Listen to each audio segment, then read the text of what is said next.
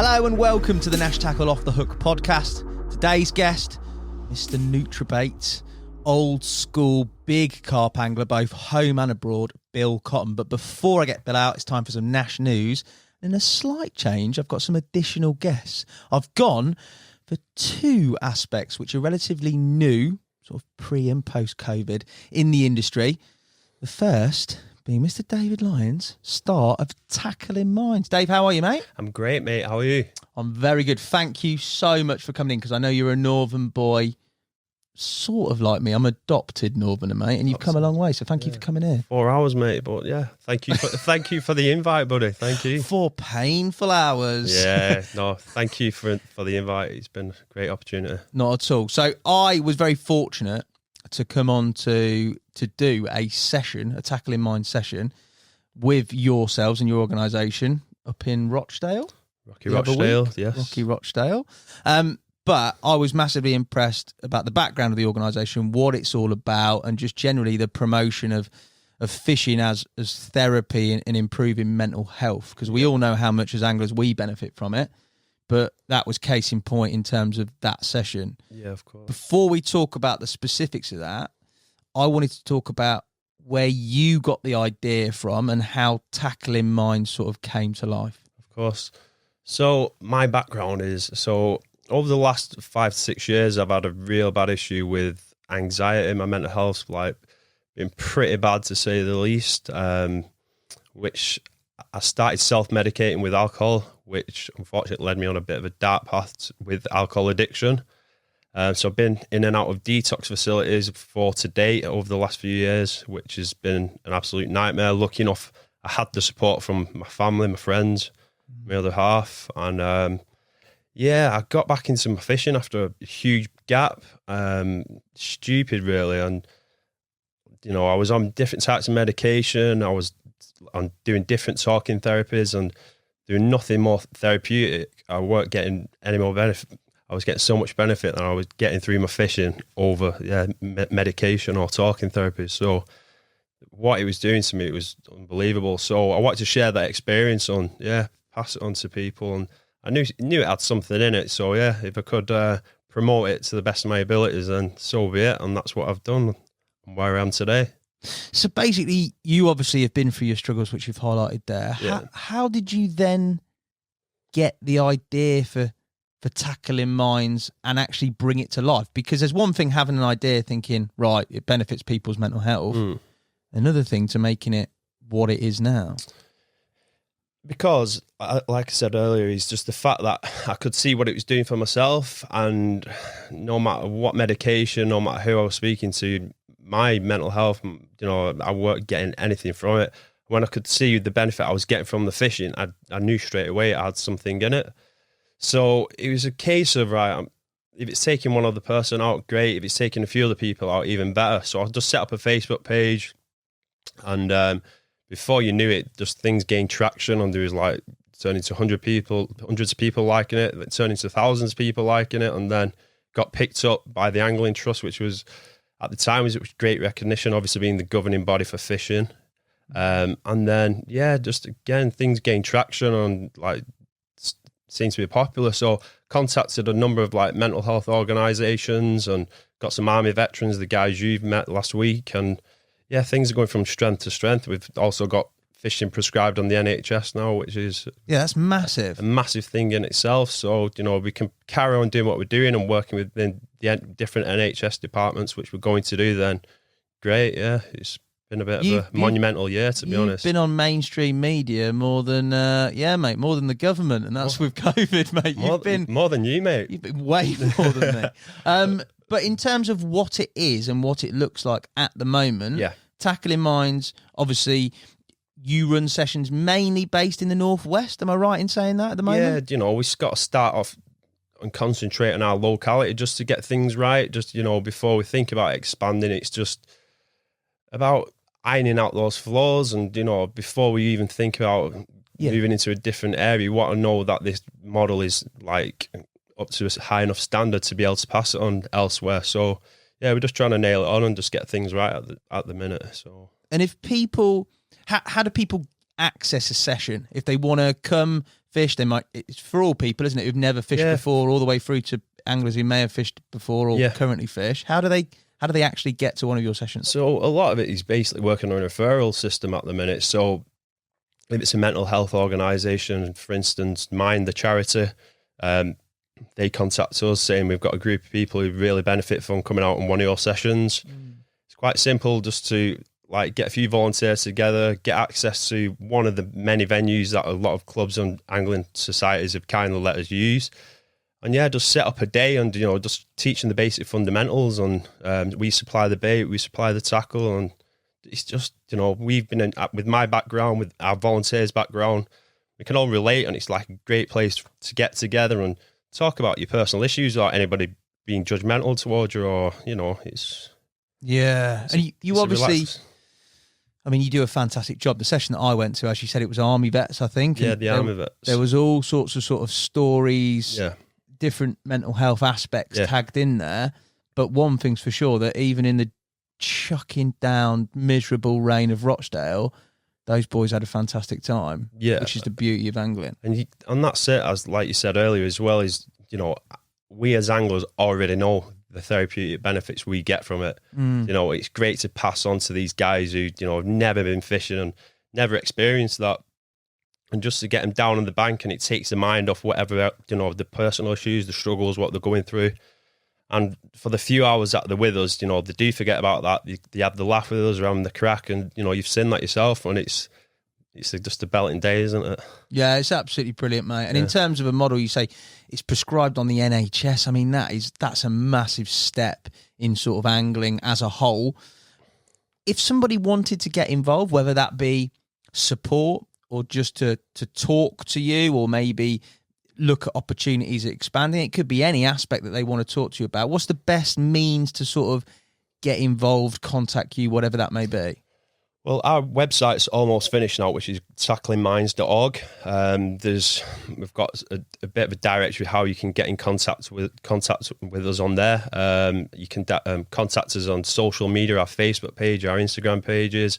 We have an online volunteer application form, so we just ask you to fill in a few details. On we have a volunteer Facebook group page, where we'll promote our events and just keep people up to date. And we're open to anybody, it's, if anybody wants to get involved, it's, the more the better. You're also, as I saw, because I'm part of your volunteer page now, mate. You are, mate. I am indeed. You are. Very honoured. I also saw that you are giving people opportunities to gain their coaching qualifications. So they're level 1 and they're level 2 fishing coach qualifications. Is that right? Yeah. So again, it's been hard work, but we've been successful in getting quite a bit of funding off the National Lottery, for instance, local councils, which has enabled us to fund the qualification for some of our volunteers. All we ask is to show some commitment for what we're doing. So, we do get quite a few people who just think they can come along and do the qualifications. It's like, we expect a little bit of something in return. If it's, turning up once a week, once a month, or whatever it is, just to show that they are giving something back to the charity, the cause. Yeah. So if anybody wants to come down and volunteer, there is the opportunity to get through your level 1 and level 2 angling coaches funded by us, which is great, that, isn't it? Mate, the whole thing is absolutely brilliant. Like, there's nothing better than giving back. What you've done there through sort of what could be construed as a negative, your own sort of struggles and your own personal background, through to something that is market leading in terms of that side of fishing, and also is taking that negative and turning it very much into a positive, mate. Yeah, and like this time last year, I was coming out of an alcohol. I was in an alcohol detox. I was in a wheelchair, drinking up to 40 cans of Stella a day, believe it or not. Couldn't shower. I couldn't do anything, physically do anything. I was that ill. And obviously turning that positive now, that negative into a positive now is just, it's helped me massively. And it's great to be helping other people at the same time as well. Dave, you're an absolute gent, mate. Thank you for being so honest, for being so forthright, and also for Tackling Minds. It's a brilliant organisation. Anybody out there wanting any information, please contact Dave directly via the Tackling Minds social media pages. That's Instagram and Facebook. And hopefully, maybe the website will be up and running by the time this is out. But definitely check it out. Definitely. Enjoy the drive back up north, mate. Back to civilization. I Get the will. old horse and cart out on those cobbled streets. You boy. know it, pal. You know it. Well, we look forward to getting you involved again as well, mate. Definitely. Mate, I loved it. Definitely. The last place. I loved it. It's great to see other people buzz off angling. It's what it's all about. Yeah, of course it is. Of course it is. Thank you so much, mate, and I'll see you soon. Yeah, no, thanks for the opportunity again, mate. Appreciate it.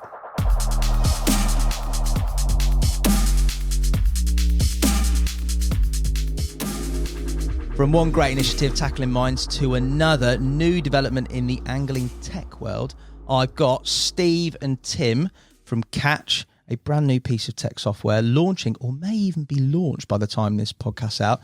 I spoke to you boys. I spoke to you, Steve, about 2 years ago, didn't I? You did, yeah. I've never forgotten it. Yeah, just recovered. Good for you. And now it's come to fruition. It's available. Yep. First and foremost, thank you for coming in. Hey, welcome. Thanks for having us. But I'm going to drop a question in straight away. Boom. What exactly is Catch? So Catch is available on web and app on day one, and it's very simply a place for anglers to go to be able to find a venue, book a session or multiple sessions for them and their mates. It's also a place to be able to keep a load of personal information around your catch reports, when you fished, how you fished, all in one place. It's just basically bringing everyday technology into fishing. So, we've designed it just to make it really easy for an angler. Just whether you're 25 sessions a year or you're 2 sessions a year, there's something in there for you on Catch.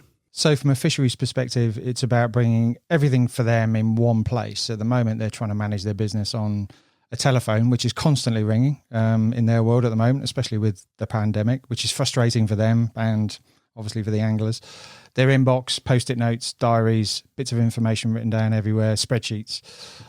So we can help to amalgamate all of that into one place for them, keep them organised and keep them connected with their customers.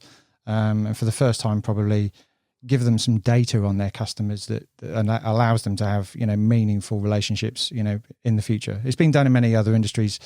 And it's about time that we kind of brought fishing into the 21st century. Nice. Yeah. So, and actually for angling as a whole, if COVID's taught us anything, everybody understands that technology to solve a problem and make it easy and convenient is important. And all we want to do and all we are doing is providing that for our sport. Now, I've obviously got some intel and inside information, but I'm going to play devil's advocate and ask why use Catch with regards to above other booking devices that may be out there, etc.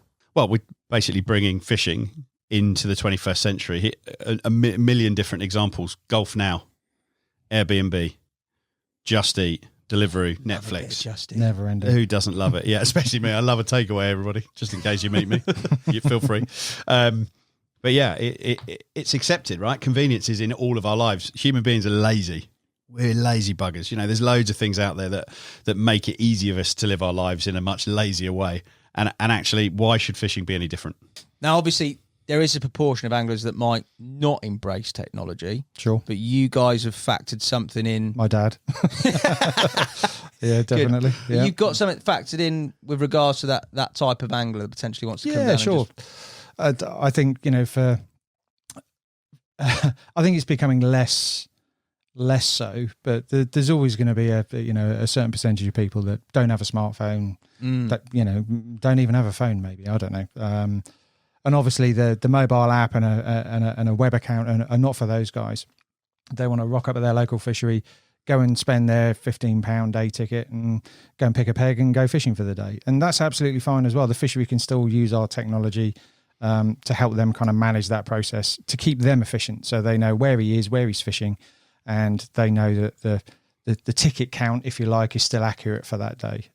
So we've thought about all of the pay and play guys that just want to rock up and give the guy a £20 note for fishing. Then the fishery can still manage that on Catch as well. It's all there for them on day one.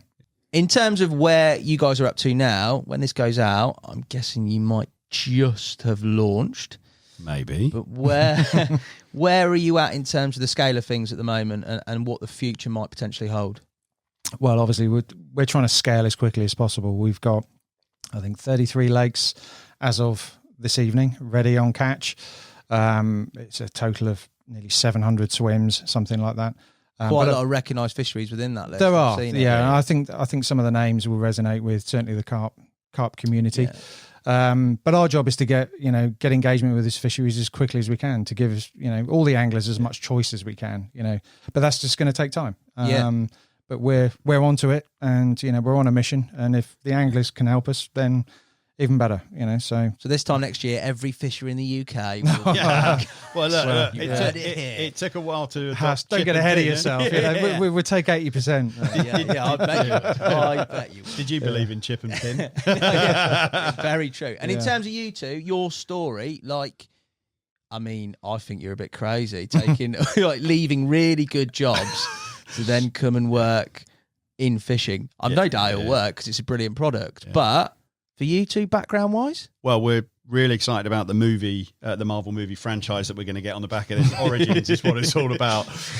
But yeah, I've been in telco, mobile. The telco, that's very corporate. He's gone corporate.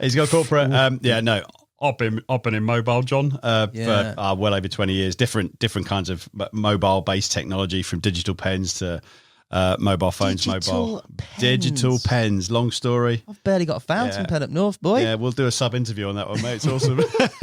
And sort of similar line for you, Tim? Yeah, 30 years. So army first, post army, straight into the property market. So not the natural kind of career progression, but Challenger Tank was still the best company car I ever had. But nice. Couldn't replace that one, unfortunately. But yeah, 30 years in the property market, financial services, legal sector, all really interesting stuff. But basically revolutionizing how people kind of buy houses.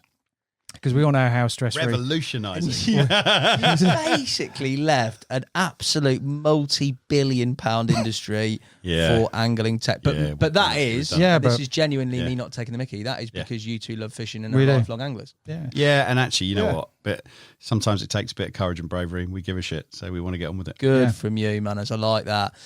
Last of all, for me, if somebody... Well, I'm guessing they'll be able to access and download at this precise moment in time. If people want to contact you, whether that be fisheries, anglers, whether they want to look at the app, get a bit more information, where do they go? Well, wood pigeons, obviously notes on the leg. We're all about tech. Someone's found personality, haven't they? Eventually. Do you want me to go? Website, obvious place, gocatch.fish. Or our social pages, Facebook, Insta, YouTube. We're all over that. So big. And you've got some pretty decent angling ambassadors involved. Not me, but Bev Clifford. Yes, correct. Rob She's Hughes. Amazing. Yeah, Hughes is amazing. Yeah, top. And various others. They'll all be documented in that. I look forward, boys, to seeing where it goes. I'm sure it'll go to very, very good places. Exciting times. Massive thanks for you two to come in. Oh, you're welcome. No, you're welcome. It was lovely to drive 750 miles to get here. No. Your navigation is definitely wrong. No, but I'm all about to have a sauna, basically. It's nice and hot. Exaggeration required. Luke, thanks, mate. Well, you take care. Safe travels back. Thanks, man. Bless you. And I'm going to go and grab Bill Cottam.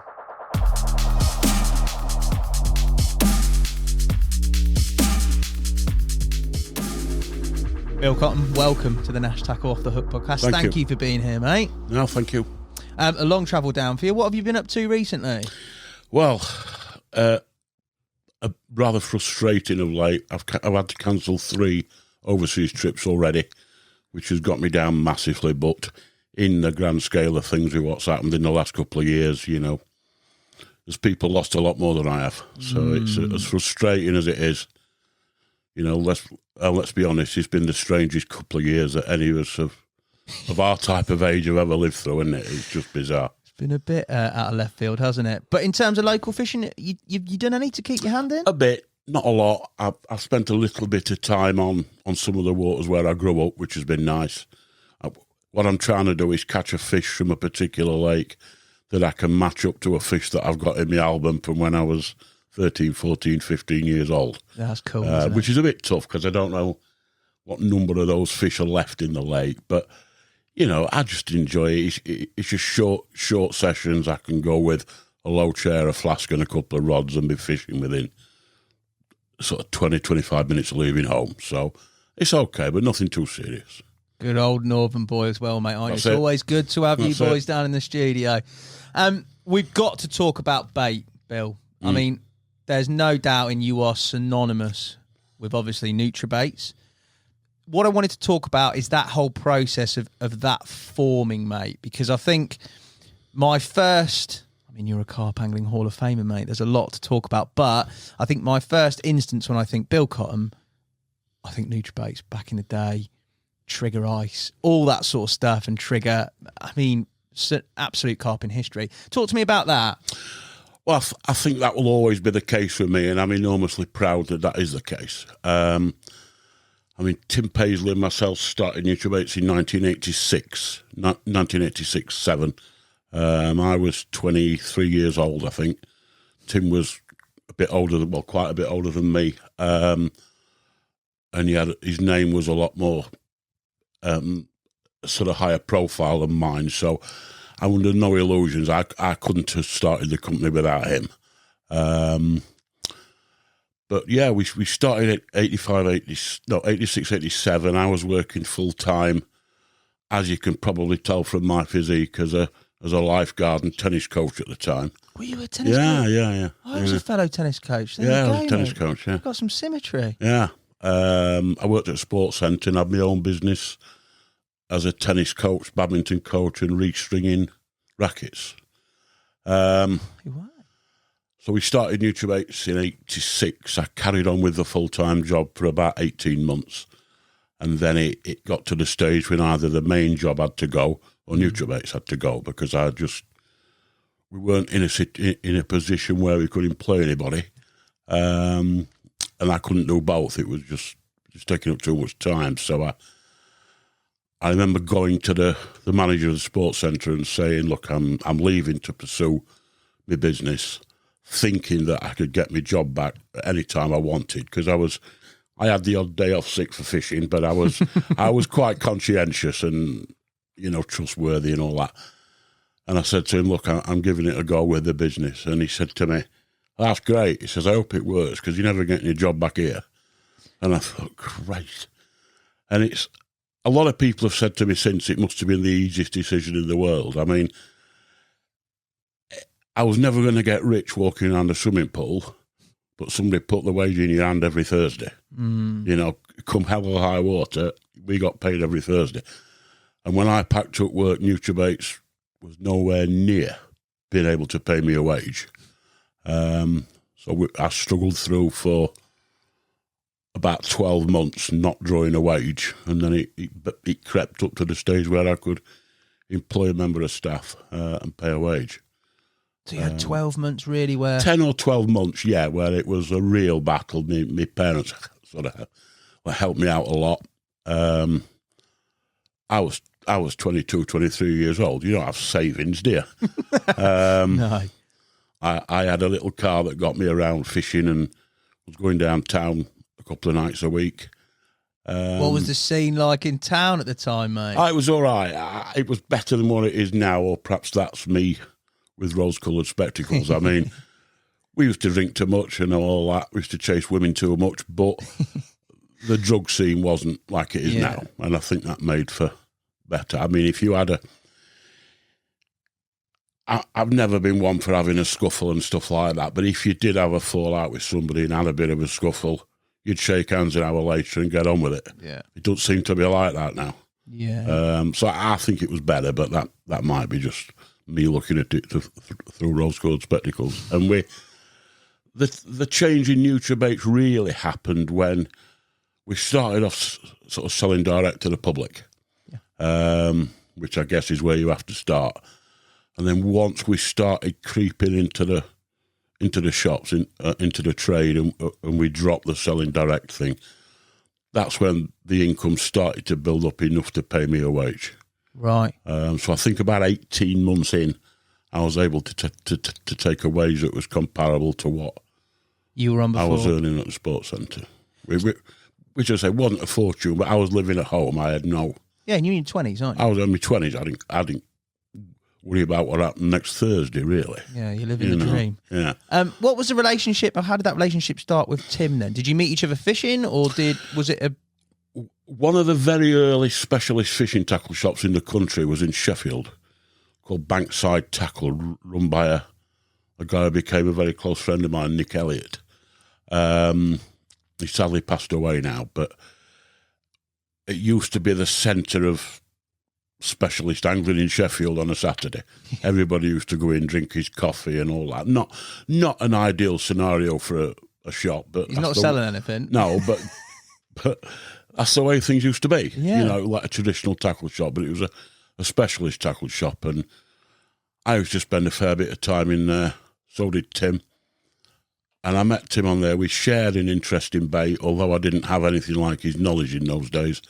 I shared his interest in bait, and he knew I was keen. And we started fishing together locally initially on Nostell Priory and a few other places, you know, around where we lived. And then he invited me over to the Mangrove, which is where our friendship really strengthened, and we went from the Mangrove to Darenth, and we fished together a lot for probably 3 or 4 years. And I guess we started, Tim explains it very well, in that he always says that we bought bait, passed it on to mates, who passed it on to mates, and all of a sudden Nutrabaits was born. Was it almost accidental? I think we hoped it would pay for our fishing. Okay. You know, I mean, we were, no disrespect to any of the bait companies of the day, but they weren't really supplying what we wanted. Right. You know, I mean, we're pre-Google, pre-internet, pre-any of that.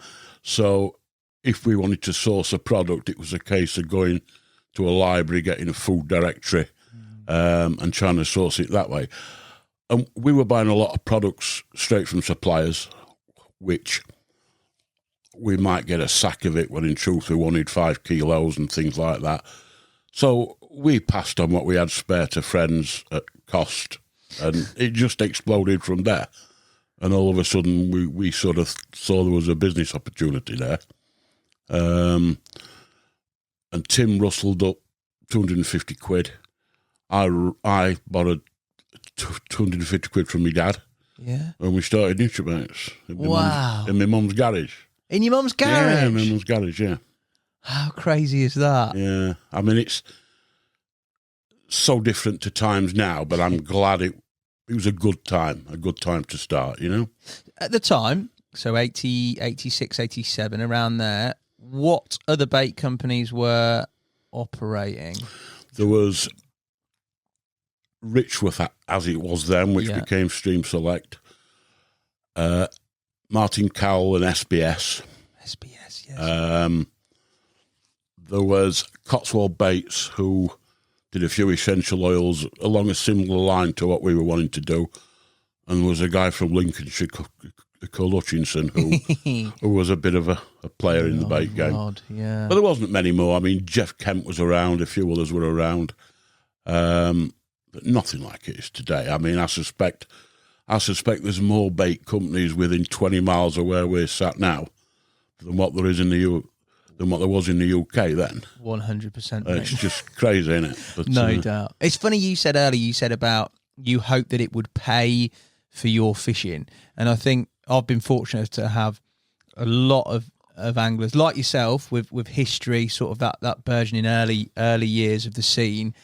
And they've all been of the same mindset. Even Kev, he essentially what has created here has sort of been not the initial thought. It's the initial thought is I want to go fishing and be able to pay for my fishing, and Summit stemmed from that point. Yeah, I mean, I just didn't have the thought process then to think beyond that. Yeah. You know, I mean, I think it was easier times then in that it was a lot easier to get a job. Yeah.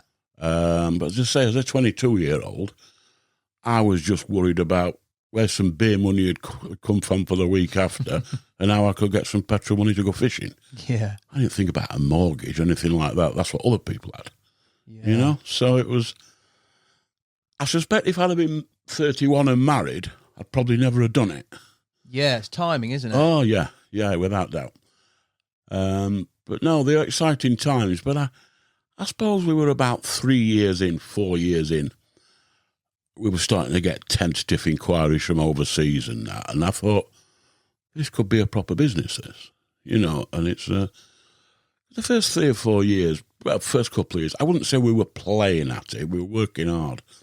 But I never dreamt it would become what it became. You couldn't have imagined it. I mean, at our peak, we were selling to, I think it was 53 different countries. Was it 53? Yeah, somewhere 52, 53. I didn't know there was 53 different countries when I was 22. I didn't. I really didn't. And it was just, when I think back, we had a lot of good times, a lot of bad times, and I did make some mistakes, and I did some good things, but I'm enormously proud of it all. 100%. That's a firm stake in the ground in terms of where I'm at now, in terms of the carp scene in modern day age. That's where it's all began in terms of a fundamental sort of company, especially in that area of the country. Yeah, being in the north has helped. Yeah.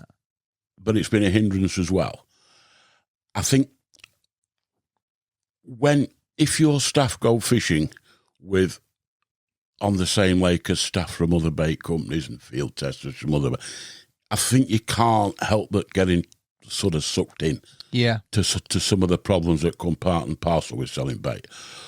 But up north, we were exactly that, up north and on our own, really. And I think that was a huge advantage. You said there you learnt a lot from Tim with regards to bait and bait knowledge. Yeah. Because you were coming in at your 20s. What were the sort of early days in terms of the learning curve with regards to not only obviously the business side of things, but actual bait? I think you learn every day, don't you, about life, about carp fishing. But I think that period, mid-80s to early 90s, I probably learnt more about carp fishing, carp bait and life than I have at any other stage in my life. And what I learnt bait-wise in that period was that, and it wasn't just Tim, we'll talk about the Darenth and the Tip Lake a little bit later, I think, but the stuff I learnt down there from people, I was a kid sort of going into a man's world when I went to Darenth. And it was the type of lake where the swims were quite close to one another. And although I felt a bit of a fish out of water, a lot of the time served anglers gave me some of their time, and I learnt so much. And the biggest thing I learnt from down there, I think, I was momentously unsuccessful at Darenth. It was just really, really struggled. In my defence, fished it mainly in the depths of winter, always very busy, often ended up in a corner and, ridiculously unsuccessful. But what I learned was just unbelievable. And there was a guy who's sadly no longer with us now called Alan Smith, who probably, he would have no idea if he was still here, probably influenced me more than anybody else in terms of the approach that I still use now in terms of selling bait, using bait. And all he used to keep saying to me was, just think of it as a way of feeding the fish, not catching them. He says, because if you can get them conditioned to accepting your bait as an everyday food source, you can catch anything you want to catch in your life. Your life will become a great deal easier. And that is the best bit of bait advice I've ever had, because when I was on Darenth and a few other waters at the same time, me and Tim had all these samples coming through. Yeah. And it was such exciting times. And I thought one of these bottles might be the answer to all my prayers. As a consequence, I don't think I ever used the same bait twice on Darenth. And when I think back now, that is the absolute opposite to the way you want to be approaching waters like that. So I learned so much in that period, and it just proves that you don't have to catch loads of fish to learn. It's about associating with the right people. Yeah, totally. And there was 4 or 5. There was Mark Summers, who remains a great friend to this day, Bill Walford, Phil Turner, and Alan Smith on Darenth, who took me under their wing a bit and taught me so much. I didn't realise it at the time, but thinking back, it's just changed my approach to fishing altogether. You can't really associate with anyone better, can you? In terms of the environment and in terms of the people that were fishing there at the time. Yeah, you're only going to get better rapidly in terms of that company. For you, when you fished sort of at the start of Nutrabaits or going into Nutrabaits, bait is a consideration for you? Were you always experimenting with your own sort of flavours or types of bait, or were you pretty fixed? No, always. I mean, I think up to forming Nutrabaits, the only commercial bait I'd ever used was a few bags of Richworth ready-mades. Yeah. And a bit of Rod Hutchinson's protein mix. Everything else was not all successful, but everything else was my own concoctions, either partly from a tackle shop, from Mum's baking cupboard, from combination of both, So I always had that will to produce my own. And business-wise, when you started to make baits, I'm guessing that there's a lot of manual sort of work with regards to how processes changed in that time as well, because of the quantities of bait you're making. How did it sort of escalate in terms of it becoming almost a sort of organic coming together where you supply yourselves and a few mates and to sort of actually rolling bait for people? Well, we weren't rolling bait because there was only a couple of companies who were selling roll bait at that time. It was all base mixes, additives, flavours, oils, things like that. And everything was done manual. Everything was done by hand by me or a guy who was working for us. Because Tim had a massive impact in the company in terms of promotion, but he didn't bottle a lot of black pepper up. You know what I mean? So we did all that, and then we progressed. We bought a few products from an agricultural feed manufacturer who had a mixer that was just a 1 ton mixer that was just sat in the corner. So I wanted to buy it. They wouldn't let me, which was a relief because I had nowhere to put it. But we used to take a ton's worth of ingredients and mix a ton of Enovite and a ton of high Noval. Oh, so they let you use it? They let me use their perfect. mixer, yeah. So that's how it started on a grander scale. But as I say, it was when we got in the shops that made a big difference. I mean, I know what I'm good at and I know what I'm not good at. And one thing I'm not is a salesman. Yeah. I'm a bit of a loner. I'm not really one for mixing with people, and I can't walk in cold. So we had a guy called Brian Garner from Stoke-on-Trent who came into the business and helped us with the selling side. Okay. And he took us from 7 or 8 local shops to 50 or 60 shops within a couple of years. Wow. And it was... that's a different world. Yeah, I've got some great memories of them times. I mean, when I was trying to do the selling, one of the first shops I went in was J&K Tropicals at Bicester, Right. which was owned by Joe Taylor. And I walked in there as a 23-year-old. I think our biggest order up to that date would have been about 500 quid, something like that. We had seven essential oils, Addict, Taste, Digest and Attract, High Noval and Enovite. That's all we had. And compared to what else was in the marketplace, they were bloody expensive. Very expensive. What are we talking? Give me an idea of context here. Well, I think the Addict range retailed, it'll sound not very much now, No. at about 14 quid for all 3. Okay. Black pepper was probably 7, 8, 9 quid a bottle for 20 mils. In those days, we were up against Catchum products, for example, which were about £1.50 for a bottle of flavour or something like that. So we were very expensive. And I walked, but the quality was there. I consider it to be a different level quality to anything else that was available at that time. And I remember going in Joe Taylor's shop, and Joe was there holding court like Joe Taylor did. And all his buddies were around him, and I walked in, I thought, oh my God, here we go. And a couple of the Tring guys were there, and they just ate me for breakfast. Did they? Oh, absolutely tore me to pieces. You'll never sell that for that. I couldn't give that away in the shop. You're wasting your time. And I turned around and I was broken. And I just got to the door and he shouted at me. He went, hey, I'll have 10 of everything. And he just, I couldn't believe it. It was about, I don't know, 1,500 quid's worth. And Result? I nearly bought a Bentley on the way home. Did you? Yeah. Yeah, here we go. Unbelievable. And just little things like that give you the confidence. And then you know, we got in Bob Morris Tackle and Leslie's of Luton and some of the bigger shops. And I don't know if it happens now, but in those days, the smaller shops followed what the bigger shops did. If the bigger shops had you in their advert, then the smaller shops wanted a bit of it. And within 2 or 3 years, we had a couple of 100 shops in the UK.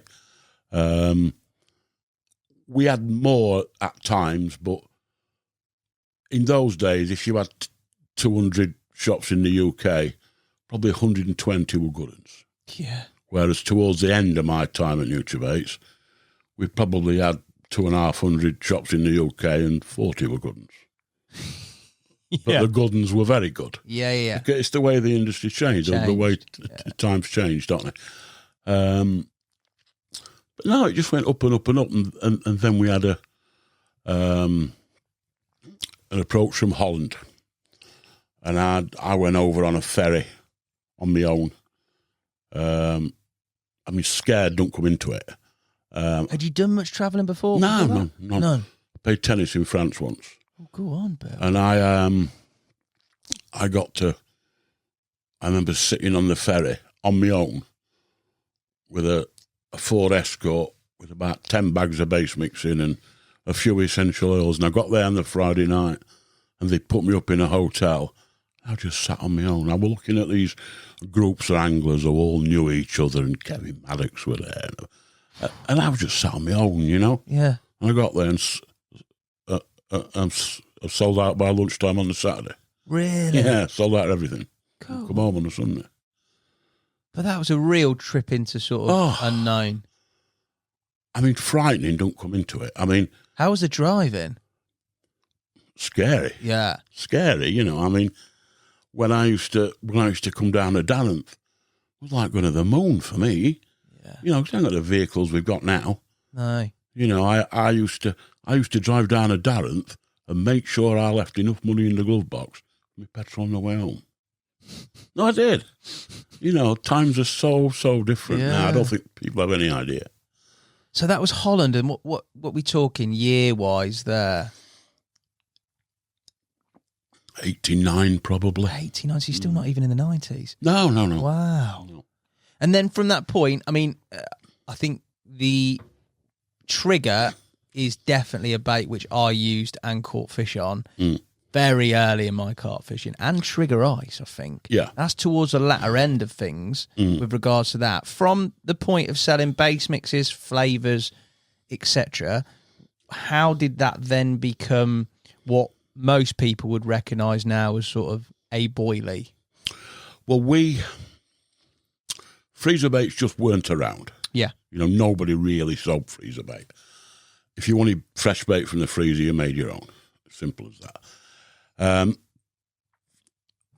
We had a couple of trips abroad. I went to Holland with Brian Scoyles, a long-time friend of mine, and I had a trip to France, and both times all our baits went off. Baits we'd made at home. We knew nothing about preserving. And I came home thinking, I've got to do what Richworth do. I've got to have some shelf-life baits. I mean, think what you want about shelf-life baits, but we had to have them.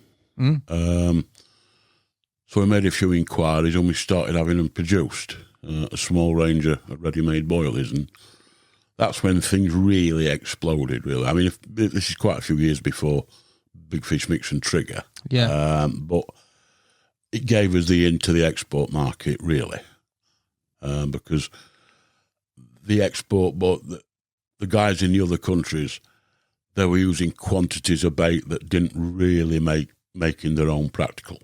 Right. So when we did the ready-mades, the floodgates really opened in terms of sales. I bet. And it was just crazy, really. I mean, before I knew where we were, we had 2 staff, 3 staff, 4 staff, and I think peaked at 17. 17 staff? I think so, including account staff. I think there was 17, yeah. And how did that impact your fishing time? Well, the great thing about selling bait is that you're involved in fishing. Everything's surround you is fishing, which is great. The bad side is when the weather's great, you haven't got time to breathe. When everywhere's frozen up, your time's your own. So it did impact me. It did impact me fishing greatly because I always put work before fishing. Yeah. Because I had staff. I used to sit having lunch with the lads and I'd hear them say, "Oh, the missus is pregnant. We're moving house. We're doing this. I'm back getting a loan for a car." And it soon reached I'm moving on a few years, but it reached a stage when I thought to myself, I can't get out of this. No. You know, all these people are responsible. I'm responsible for all these people's lives. Yeah. And whilst I don't regret a minute of it, it did weigh on me. I bet it did. It did, you know, you don't. One of the mistakes I made after Big Fish Mix, after Trigga, within the life that I've lived and the people who we were quite a cash-rich company. And I remember my dad saying to me one day, you need to get a couple of people on board who can help you with the part of the business that you do. And that's why I'm not suggesting we would ever have been Nash, ever have been Corda, ever have been Ridge Monkey or anything like that. But I admire them, all them companies, because they've surrounded themselves with very, very good people. Mm. I didn't do it. I just thought, I can do all this on my own. It'll all be mine. I can rule the world on my own. No, but I did. I'd probably mid-30s by this stage. Okay. So I tried to do it all on my own because you think it's always going to be like it was. But it didn't work out like that. I mean, later on in life, I got took quite ill. I had to have 6 months off work. The company suffered so much because there was only me could do a lot of the business. Yeah. You know, I had staff who kept the company going, did a fabulous job, but there was an awful lot that only I could do. We had a very strong field testing team, but I was the face of it too much. Do you know what I mean? Was that because of almost a bit of a lack of thought about getting other people involved, or was that because it is the sense of it being your baby and not wanting to delegate?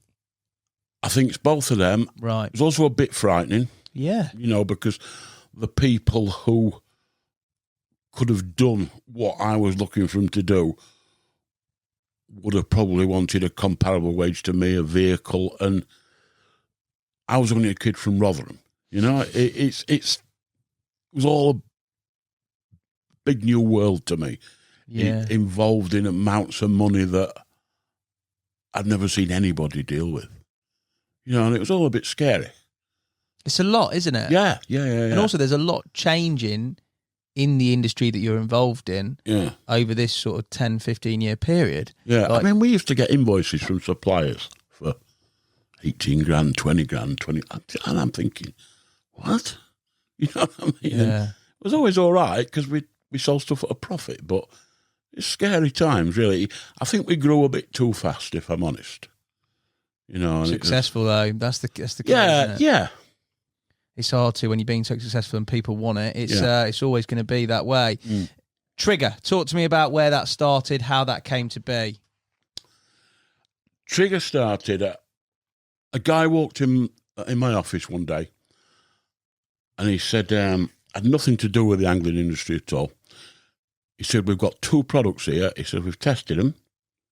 He says, they are the greatest carp attractors there'll ever be. And I thought, here we go. Here's another one. And I put them on a shelf in my office, and I left them. Probably a year, something like that. I kept having a sniff at them like you do. But there's probably them 2 bottles, another 20 bottles of stuff that were claimed to be the answer to all your prayers and all that stuff. But we had a few other products that I was very keen to incorporate in a bait. Krill, you know, and a few other products. I was just thinking one day, I wonder if they'd go with krill and a few other bits. You know, we had a predigested, well, I don't like the term predigested, but a fish meal hydroslate that we were very keen to sort of get in a bait, and a few other things, seaweed, a few other bits.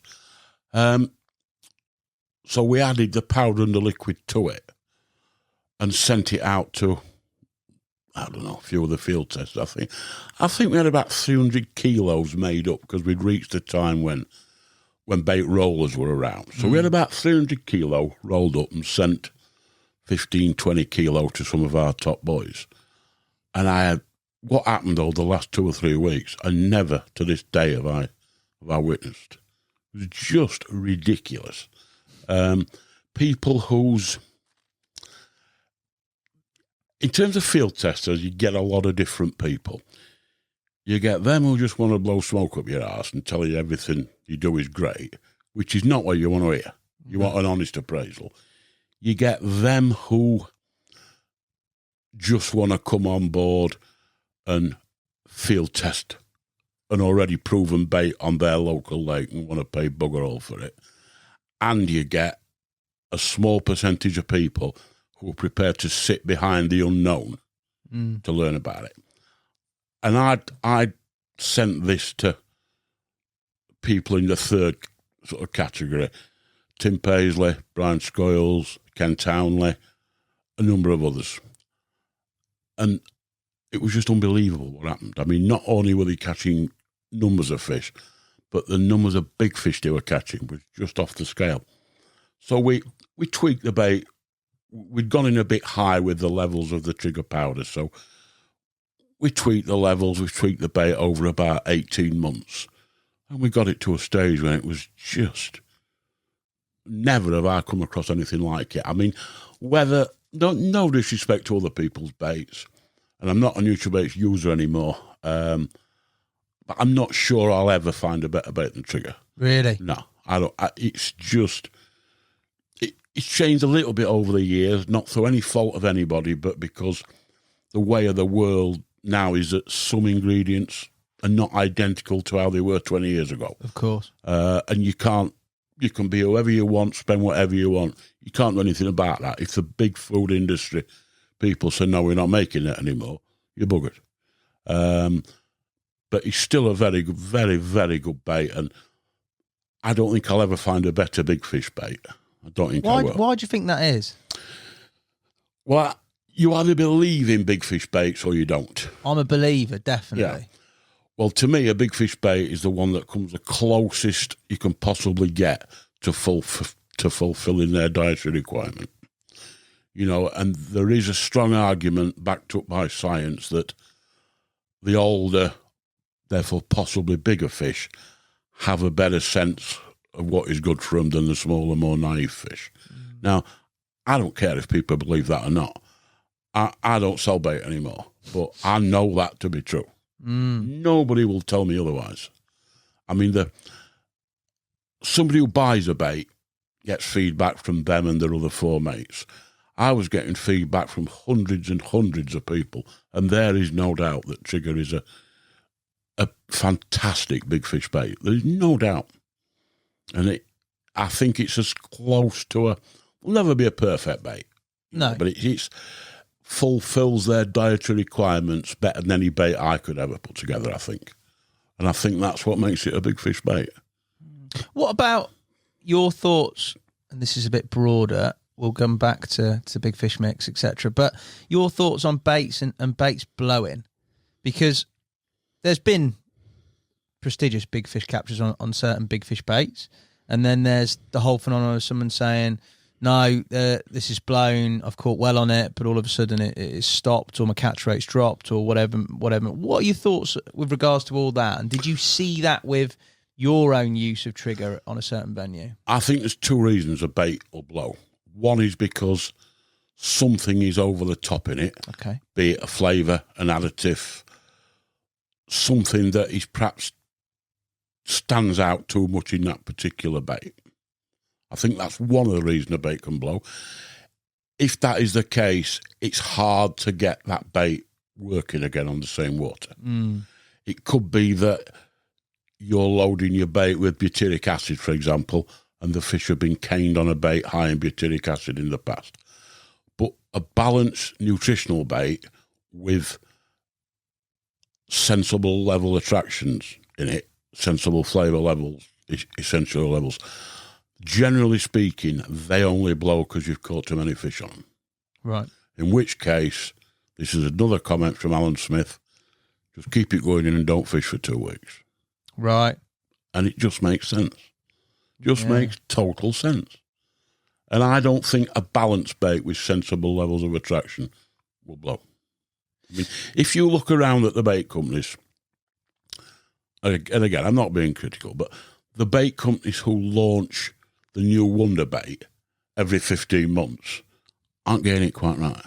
Because if you look at Nutrabaits Enovite, Nutrabaits Big Fish Mix, Nutrabaits Trigga, a lot of the Nash baits, a lot of the mainline baits, the same recipes for 10, 12, 15 years. They're still catching loads of fish. Yeah. And that's because they've got it right. You know, you shouldn't need a new wonder bait every 15 months. I mean, people must think I was so boring because every time I did a question and answer and they said, what bait are you using this year then, Bill? Same as last year. Yeah. Because I couldn't better it. You know, and I mean, I use the Trigga, either Trigga on its own or Trigga with the pineapple and embutyric attractor package. 15 years. Really? And if I was still with Nutrabaits now, I'd still be using it. Wouldn't really, why? I can't better it. Why would I change? No. You know what I mean? It's Still there's the test of a time. good bait that is accepted as a food source just gets better and better and better. What about instant attraction, as in going onto a venue first time and fishing without any form of bait application? The same sort of positive results with Trigga throughout the process? Well, I think the big mistake that a lot of carp anglers make is they're guided by their heroes. You know, Terry Hearn has got to be the most admired carp angler in the UK by some distance. Yeah. But if your style of fishing is fishing every Friday night on a different venue, on 6 different venues a year, you probably don't want the same bait that Terry uses. So it's all about picking the baiting approach that suits your style of fishing. Not because Terry Hearn or Darryl Peck uses it. Yeah. Because their style of fishing might be different to yours. You know, I know what style of fishing I adopt. I know what style of fishing I'm reasonable at. And I pick a bait that suits that style of fishing. But the sessions I was saying close to home, where I go for 6 hours with a flask of coffee and a low chair, I ain't taking a food bait. No. I'm taking a high attract, a couple of high attract pop-ups and 2 or 3 pouches of hemp. Yeah. You know, it's all you've got to... And if in doubt, ring the bait company up and ask them. It should be part of their role. You know, my style of fishing is this. I only get every 3rd Friday. What bait do you suggest I use? They're there to help you, not just sell your bait. Yeah. Or they should be. They should be, exactly. Yeah, no, You know, that's a great point. It's all about picking what suits you. Talk to me, before we talk about Big Fish Mix and that development, talk to me about just the culture and feel and maybe some of the sort of goings on as insight into that, into Nutrabaits with as it developed, mate. The culture around the workforce and everything else. Was it, because it was very different times, obviously. Yeah.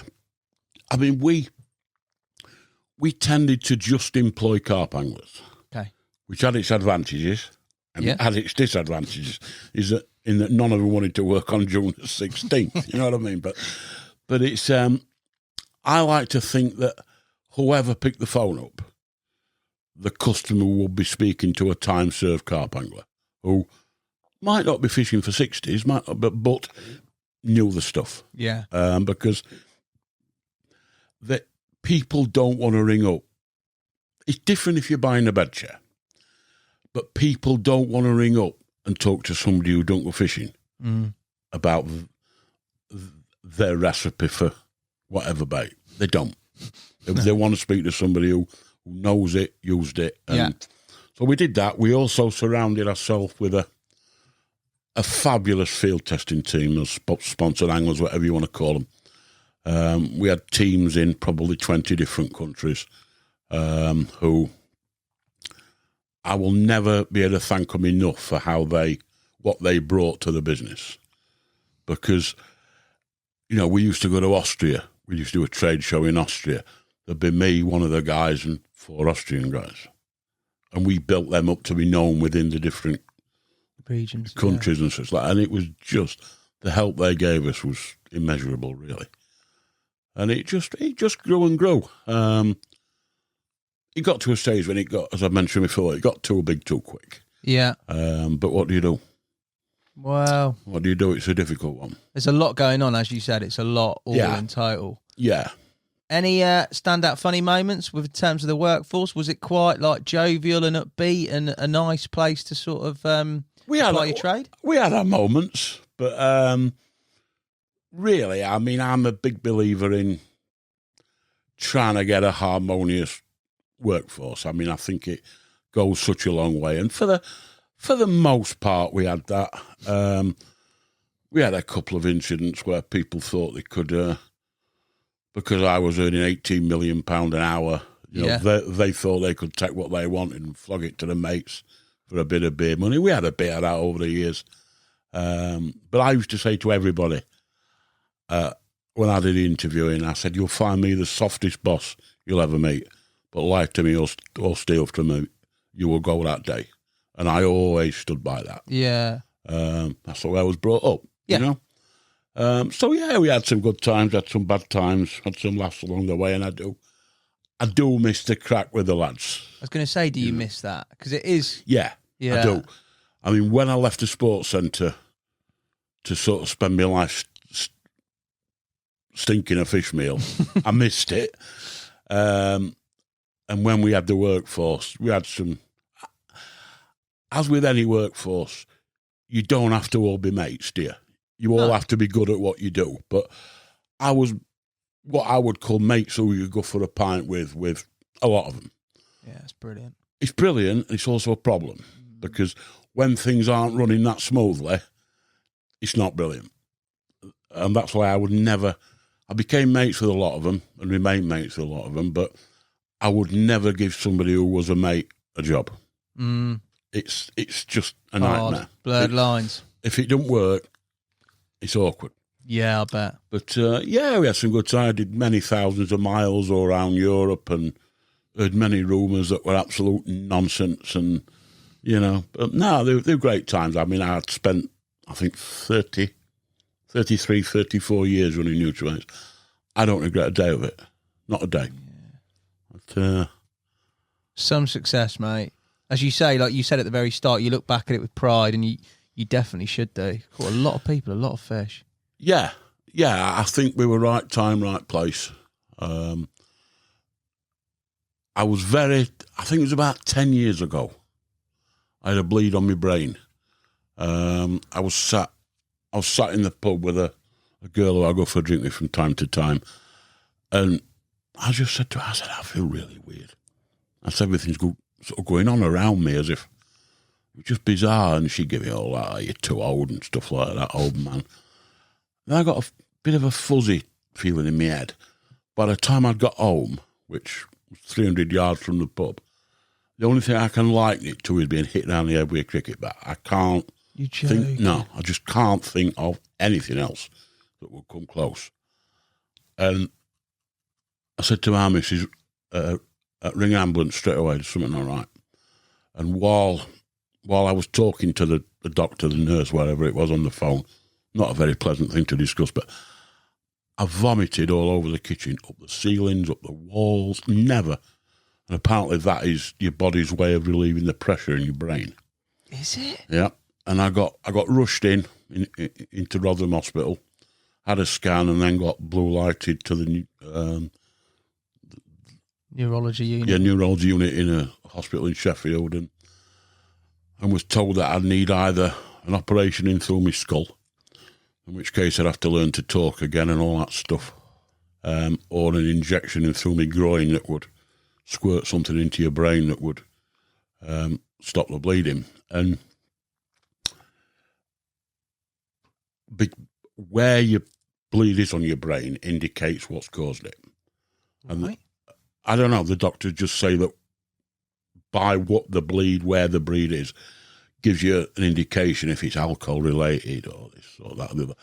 And it was all pressure, stress related, stuff like that. And it was funny because on the Friday we were out of black pepper oil, which was a real big seller.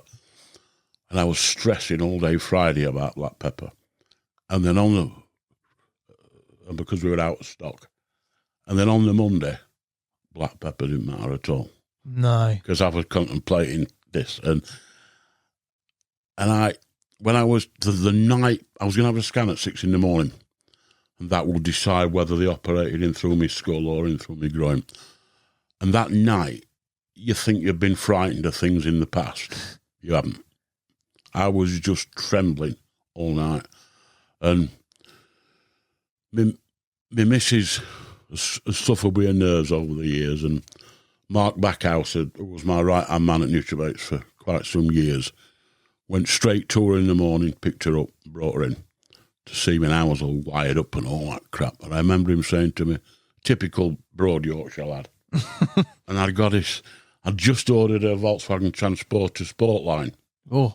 Which was due in. I've had transporters for years, and he knew I'd ordered it. And she went out for a coffee, and I remember him coming up, holding my arm, and went, "You know, if this don't work out, you have told her that I'm going to look after your van." Good lad. But he, I had the scan in the morning, and the consultant come round and he says, "You're the luckiest man in the hospital." He says, "The bleed has stopped itself." Oh. So they kept me in for about 2 weeks. I had a scan every other day. And then I had to have 6 months off work. He says, "You're having 6 months off work. You don't touch a computer. You don't go near your company. You don't do any writing. You don't have any meetings, nothing." And I smiled at him and I said, "With all due respect, you don't know much about small business, do you?" And he said, "With all due respect, you don't know much about brains." And good reply. There's no argument. Good reply. Argument. But that's when it hit home that the business was too reliant on me, because I was out of action for 6 months. Being the type of person I am, I told the lads at work, obviously my family, a couple of my closest friends, nobody else knew. To all intents and purposes, I'd just vanished. Yeah. And it wasn't until I had an email from somebody in Hungary, aimed at my missus, saying how sorry it was that I'd died, that I thought I need to come clean here with people, because they think you literally died. I'd gone, because word had got round that something had happened. Okay. And I'd just vanished. And I was the contact to all the export sort of customers, not all the UK shops, but all the export. And I'd vanished. And it cost Nutrabaits an awful lot of money, because the lads did a fantastic job at the warehouse. The girls did a great job at the office. But there was too much that only I did. All the writing, all the promotion, all the advertising, all the social media, which was just starting. And I got sort of 4 months into this 6 months off work, and I said to my missus, "I'm selling it. Yeah. It's too reliant on me. Doctor says I've got to step back. I don't know how I can do that. I'm selling it." And it took me 2 years to sell it. It took you 2 years to sell it? Yeah, because... Is that on your part? A bit of both. I mean, call me soft, call me what you want. We had a couple of offers from people who wanted to move the company. Okay. Who wanted to make it impossible for the lads to stay. I couldn't sleep at night, you know. And the accountant said to me, "Listen, if somebody offers them another 10 grand a year, they'll leave you at speed." And I know they would have done. But it's you, though, I couldn't do it. No. I'm not like that. Not built like that. So, and also, you're in a situation where when you're casually chatting to people, "Oh, if ever you want to sell or buy Nutrabaits," that's all right until you actually want the money. Yeah. And then they ain't got it or can't raise it or aren't true. actually as committed as they say. So it took me a couple of years to sell it. I turned a couple of offers down because it's a difficult one. You can't go, "Hey, I want to sell Nutrabaits," but you want people to know. So it's a very difficult thing. So yeah, it broke my heart selling it, but I think it was the best thing probably. You had to, really, realistically, because that wouldn't have changed, would it, otherwise? You would have carried on keeping it would have all gone that back to responsibility. exactly where we were in the first place. Yeah. You know. And you probably don't get too many chances with the old bleeds on the brain, do you? So it's probably best you did. I don't want another one. You know, No. I'm reliably informed that I'm no more likely to have another one than somebody is to have the first one. Oh, right, good. But you still want to stack the odds in your favour, don't you? Totally. Plus, I wasn't getting any younger. And a big thing happened in the bait market. I mean, without wanting to sound arrogant, Yeah. we had as good a baits as you could produce. We had the distribution in place. I knew, or I believed, that I had the writing ability to promote the baits as good as anybody could promote the baits. I knew we had the knowledge. So I always thought we'd be all right. And we were always all right. But what I didn't see coming was 3 or 4 bait companies who just came in with money I could not dream of. Yeah. You know, Dynamite, Mainline to an extent, not being sort of critical for a minute. I couldn't compete with their marketing campaigns. I know I keep saying it. I was just a bloke from Rotherham who did all right. You know, some of these bait companies are backed by huge companies, and I couldn't compete with that. And it's all right, a lot of the field testers say, you know, you should have done this, you should have done that. They ain't going to pay for it. But again, it's that whole thing. I've talked about it numerous times with people. It's what is perceived out there to what is reality within the industry. It's two completely different things in a lot of instances. Well, on top of that, a lot of the bait companies had other strings to the bows. Yeah. You know, they sold tackle, they sold like Nash. Yeah. They sold tackle, they sold bivvies, they did this. We always just stuck to what we were good at, but it didn't give us the sort of strength, if you like, that a great big company with a backing of other companies and other strings to the bow would sort of have, you know. So that's also a sort of a sign of the times with regards to where the industry was going as well, wasn't it? Yeah. That moment of letting the company go and accepting an offer, how do you look back at that moment? As good as it could have been in terms of it coming to a close, or do you regret maybe trying? It didn't. The guy I initially sold it to, it didn't turn out as good as it should have done. But I went down to London to sign my life away on the train, and coming home, I just felt empty. You know, because it's family aside, I'd never cared about anything like I cared about Nutrabaits. Never. And never will. That's why it's so successful, mate. Yeah, probably. As I said, right place, right time as well. You know, modest.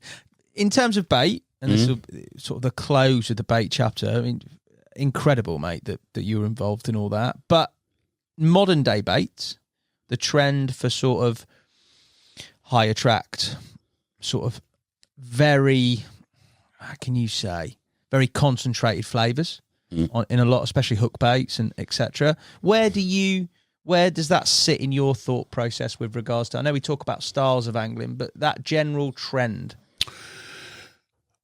It's all horses for courses, isn't it? I mean, it all depends. I think people are too set in the ways. I think too many people, I think social media, YouTube, whatever it is, influences people probably too much. I mean, the fabulous mediums, I think, such a great thing for carp angling. But I watch them. I think I take bits from them, you know, that might improve. Because I look at a lot of these carp tigers, a lot of these young kids, they're far better anglers than I will ever be. Carp tigers, the Keenies. I like that. The Keenies, right? They're much better anglers, much more proficient anglers than I will ever be. And you can take little bits from what they do and put it into my angling. But I will never watch one and think, oh, I'm changing my approach, that's for me.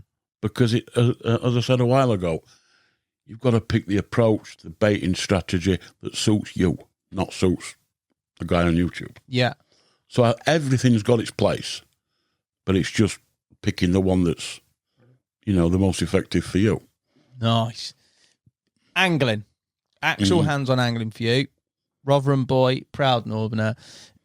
We're going to talk about a few sort of your sort of historic chapters where you as an angler have learned. And I think the first one that you flagged with me was you fishing on Lymm Dam. Yeah. So talk to me about the venue, you fishing, and sort of you said that's where you really sort of went through the carp angling learning curve. Lymm Dam is a lake of, I think I'm right in saying, about 25, 26 acres in a rather well-to-do village in Cheshire. Lovely place. Yeah. Very, very public. Match-orientated venue, dog walkers, families, bird watchers. Everybody walks around it. It's a busy place. And for some reason, I'm going back to mid-80s, 84, 85, I think. It just, a piece in the Angling Times just attracted my attention. And around that time, every lake like Lymm Dam used to have a 5-foot-long common in that the bailiff used to ride around on bank holiday Mondays, did it? They all did. Everyone did. Dick Walker had been there and seen a bigger fish than Clarissa and all that. Them rumours circulated with a lot of those waters. And the bit I read, Lymm Dam was supposed to hold this, that and the other and uncaught monsters and all. I never did.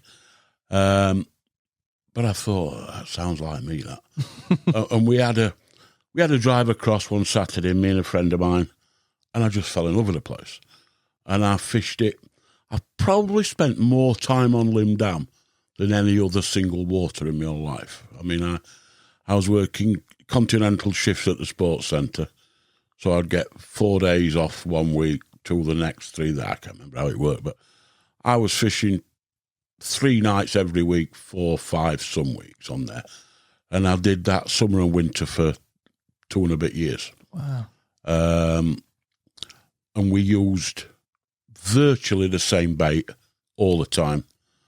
And like I said, it just got better and better and better. And at the end, it was just ridiculous. The number of repeat captures, it was just nonsense. We could move them around the lake at will. If we couldn't get the area we favoured, we put bait there, they'd move. It was just incredible. Just because it was a natural food source from at that time. Just because they accepted it as an everyday food source. And that thought process has stayed with me ever since. You know, and every water that I fish with any continuation, like a lot of the venues I fish abroad, I'm not one of these who goes to one lake 1 year, another year. I stay on them until I either get banned, which I don't fish for any reason to, or I catch the fish I'm after. I don't move. And so even though it's difficult at lakes that are 600, 700, 1,000 miles from home, you know, 600 or 700 or 1,000 miles from home, you can still get that bait established. If the bait is good enough and recognisable enough, you can still get that bait established. And Lymm Dam taught me so much about that, because I never thought it would be possible to that extent. You know, a lot of the locals on there were catching half a dozen fish a year, 10 fish a year. We had 500 fish in 3 seasons. 500. Not just me, there were 3 of us. And it was all the bait. We were doing nothing special. What sort of fish? Any particular sort of size up to? No, I mean, we're going back a long time. They were primarily low doubles up to just under £20. But we never caught the one that the bailiff used to ride round on a bank holiday. But, what type of bait did you use on there? You said that it was... We started on there with Rod Hutchinson's protein mix, with Rod's Ultra Spice flavour and clove oil, which we just discovered. And then we moved on to exactly the same recipe, but we swapped Rod's protein mix for Prototype High Nouveau. And it carried on. The bait was similar. I think nutritionally High Nouveau was probably a bit better. But it just, summer or winter, we were having 20 fish in a weekend in winter, stuff like that. It was just crazy. Were you like rolling bait on the bank or at home? Or no, at home. Home, yeah. I used to spend 3 or 4 evenings a week rolling bait and then fish 2 or 3 nights a week, as well as working at a sports centre. And it was probably the first, I'd fished in Lincolnshire a little bit, but it was probably the first water I travelled to. I'd just passed my driving test, and that was exciting in itself. You know, we used to took like hour and 3/4 to get there, like going to the moon. You know, I had one strange one there though. I'd say it was like not in a park, but a park lake, and there was some like park toilets at the end of at the end on the dam wall. And one night I needed to get something from the car. So I thought, while I'm going to the car, I'll go to the toilet. It was about 2 a.m. So I said to my mate in the next room, I said, just keep an eye on me, Roz, I'm going to the loo. So I went to the car, went to the loo. And this was long before we had head torches. We used to have a little torch in our mouth, didn't we? Yeah. I'm sat on the loo, minding my own business with the door shut. And I hear these feet shuffling. I thought, it's a bit strange, that. 2 a.m, middle of nowhere.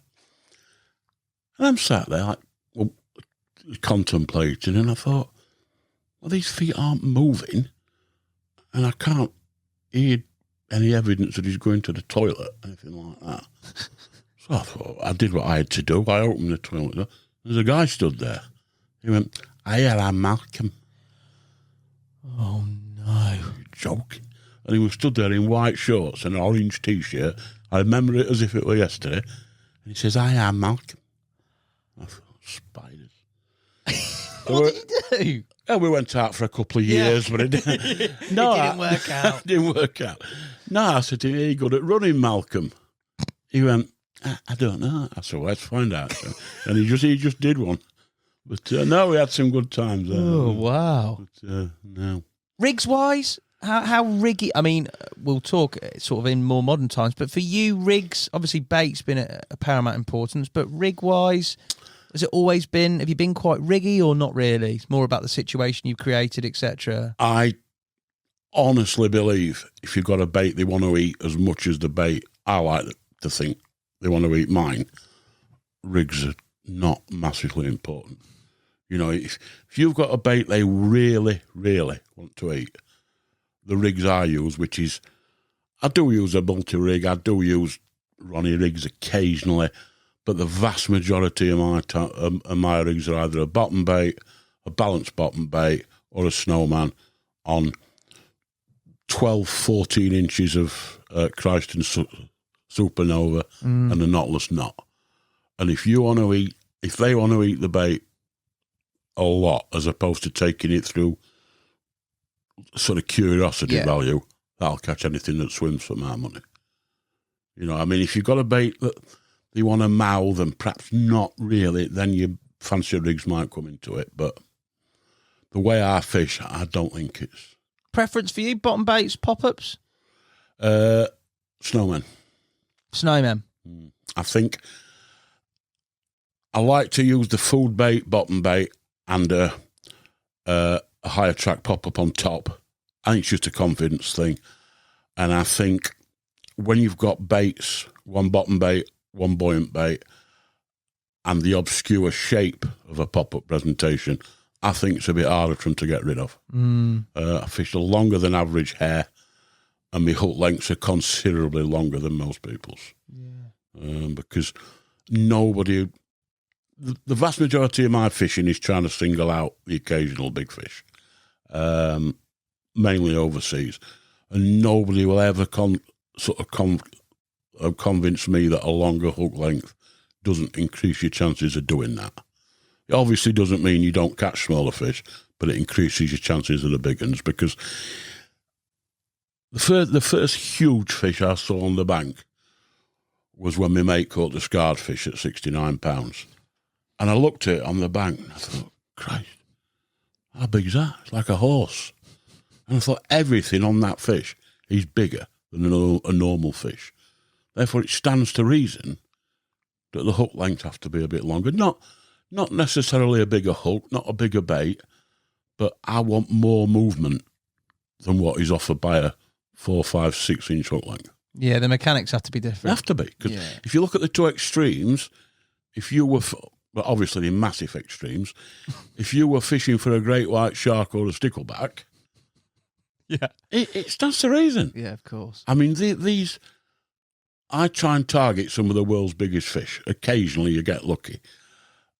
And when you look at them, they are totally different creatures, Yeah. size-wise. You know, the difference, if they've got a tilt up, if they've got a level, it's just different world. What's the biggest fish you've seen on the bank, Bill? 82 pounds, I think. Which is just That's a fair old chunk, isn't madness, isn't it? it? Yeah. Madness. That is a Yeah, big freak. 82 pounds. We talked about Lymm Dam. We talked about your time on there and bait. We're going to move on to the Mangrove. In terms of a venue, different, obviously, but prestigious. Certainly, now we're still going now, isn't it? So yeah, it's prestigious in terms of a syndicate, in terms of that type of fishing. Biggest amper fish, but Yeah. your time on there on that type of venue, what did you change, or did you just go in with the same bait theory? Well, you say all them things about the Mangrove. It's a truly magical place. Truly, truly magical. I mean, I think I and the people who were fishing it around that time, I think if you look at any venue, you know, Save, Gravier's, Red Mike, wherever you want to look, they have times, not so much the size of the fish, but they have times when that was the time to be there. yeah. You know, and I think we had probably the best time on the Mangrove. I got on it about 18 months after the boys started fishing it, but we still didn't truly know what was in. You know, it was just sensational. I mean, there was 2 or 3 proper swims, but the rest of the swims were pallets chucked in the rushes. And you used to lose about 3 baiting needles a session and stuff like that.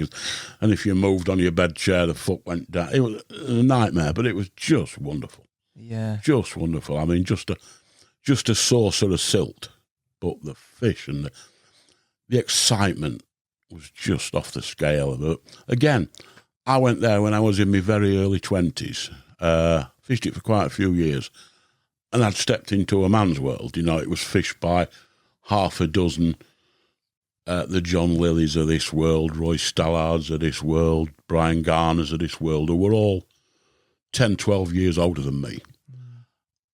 And I remember walking down or driving down the field the first day, getting out of the car and seeing the markers, and I thought, what's them? Nobody's casting to them. And they were going bump, bump, bump, and putting 3 rods in a 10-yard spread. I could barely see them, never mind. I couldn't really. And it was just, again, I was out of my depth initially, but learnt so much. So much. And it was just a spectacular place. Capture-wise, what stands out for you there? There was 4 or 5 big uns. I said big uns, you know, a lot of the carp tigers probably won't rate them as big uns, but there was probably about 5 30s when I was fishing there, at that time. including a big common called Trio, which was 37, 38 pound, which I think I'm right in saying was the biggest or the second biggest common in the country at the time. There was a fish called Scaly, which was just a magnificent thing, fish I was lucky enough to catch. And then there was 3 or 4 other 30s. But some lovely commons, good 20s, but great fish for the time. Bait-wise? What was successful for you? The most successful couple of years on there, myself and Brian Garner went in with Enovite with leek oil. Leek oil, yeah. It was a little bit like onion oil, but a bit sharper. And it was only open 12 weeks a year in those days, the Mangrove, because it used to close for duck shooting. And we basically, I'm not proud of it, but we basically stitched a swim up. Brian was a partner in Nutrabaits at the time. He'd do 3 or 4 days a week. I'd follow him in and do 3. So we basically stitched an area up for the 12 weeks. And we did well, did all right, you know. But again, great syndicate, great people, you know. And when you're in a place like that, I've had it a few times in my life, you think it's going to last forever. You think that syndicate will be in place forever. Then people will be there forever. It didn't work like that. So you've got to make the most of them when you're there. You know, it's but magical place. I mean, I've been toying with the idea of wondering if I could go back, but I think it's a mistake to go back to places that meant that much to you. Really? Yeah, I think so, because they're never going to be as good as what you remember them. Yeah. I mean, I remember, and it's true of a few waters, I remember the smell of the place. And it's true with Lymm Dam. When we were on lockdown, when we started to be allowed to travel, I went across to Lymm Dam and I just walked round it for old time's sake. And there's a burger van that parks at one end, and the place is covered with rhododendrons. And the smell of the burger van and the rhododendrons just brought it all back. It's funny, more than looking at it, just the smell of the place. Yeah. And the Mangrove, I remember it like it were yesterday. You know, just a fabulous, fabulous place. And there was the odd disagreement on there, but for the vast majority of the time, great syndicate, you know, really good people. And I'd love to go back to them days. Yeah. Yeah. I think we all look back at one chapters and would like to go back. But as you say, going back now might be a little bit different. I think it is. I think it's, you know, it's never what you remember it, is it? Because places change. Yeah, they do. As you say, it's the people at the time. Yeah, it is. It is. Talking about times and people, you yourself, sort of synonymous post, more modern day, I'd say, a lot of travelling, a lot of continental sort of adventures, if you like. You said there, we talked about the bait company and you going first over to Holland and then starting to explore further afield more. What drew you to that continental scene as opposed to maybe fishing your Essex Manors and other waters around in the UK? When Nutrabaits was in full flow, really, you know, running my life, really, if I planned to go somewhere for 4 days, it never happened. Work always got in the way. If I'd booked somewhere, booked a ferry, and went like that on the holiday planner, I used to go. I'd go. And I think that's how I initially got into fishing on the continent, plus Rod and Richie's and a few others' adventures on Cassian and places like that. I thought, I want a bit of this, you know. And once I'd got the taste for it, the desire to catch some of the biggest fish that swim was just unlike anything I've ever felt, and remains that way to this day. I don't care. The great thing about fishing is I'll never criticise anybody, because if you want to fish for 12-pounders on a quill float, you can do it. If you want to fish inland seas, you can do it. You know, and it's the type of fishing I enjoy. I enjoy looking at a fish and thinking, yeah, I'm catching that. And sometimes I do, sometimes I don't. But I spend night after night after night laid in bed at home thinking the weather's like this there now, that's where that fish might be. That's what it might be doing. And it gives me so much pleasure. Yeah. And when you are successful with one of these fish, it's a buzz like I've never had with my clothes on. You know, it's unlike anything I've ever experienced. You know, the elation you feel, and I don't care what other people think. I'm too old to worry about what other people think. It just gives me such a buzz. I mean, there's 2 fish I've got in my sights now, in 2 different lakes, and they just dominate in my thoughts all the time. Yeah. You know, and it's what I enjoy. So the motivational factor is the actual targeting of those big fish on the continent, isn't it? Yeah. It's the size and the sort of grandeur of those fish, rather than the travel element. Size isn't all of it. I mean, there's some lakes around with huge fish in these days that I wouldn't fish them if they were in Rotherham. You know, I'm not criticising people who go. Not for me. Yeah. So it's just specific fish. I'll see a picture. I'll try and follow its progress, look at growth rates. That was the case with the saucy common. I first saw a picture of it at £53, then a relatively short period of time later, it was £60 or £63. And I thought, that's a fish to keep an eye on, that is. Talk to me about that, because we're there. Talk to me about, obviously, you've seen it, you've identified. Talk to me about how you fished it, how you approached it, how you targeted that fish. Well, some huge fish, because of where they live, because of how they feed, because of how often they get caught, you think, I've got to get incredibly lucky to catch this. The saucy fish, although it wasn't an easy fish to catch, I sat there, I looked at the venue, and I thought, I can catch this. You know, this is a catchable fish. I mean, I'm, again, not wishing to sound arrogant, but I'm always supremely confident.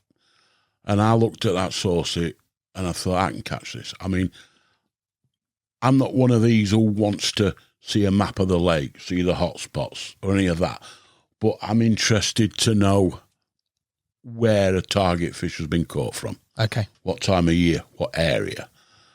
And I spoke to a few people, and it was always coming from this, or very often, from an area. There was like a channel at the back of an island. That probably come from a channel that was, it come from other places, but probably 100 yards long. So I thought to myself, if I can't catch that from 100-yard long channel, I'll give in. So I made my mind up, whenever I went to Saucy, I was going to fish a swim, no matter where the fish were, no matter where the weather suggested they might be. I was going to fish a swim that gave me access to that channel, so I could get at least one rod in that channel. And I just plugged away doing that.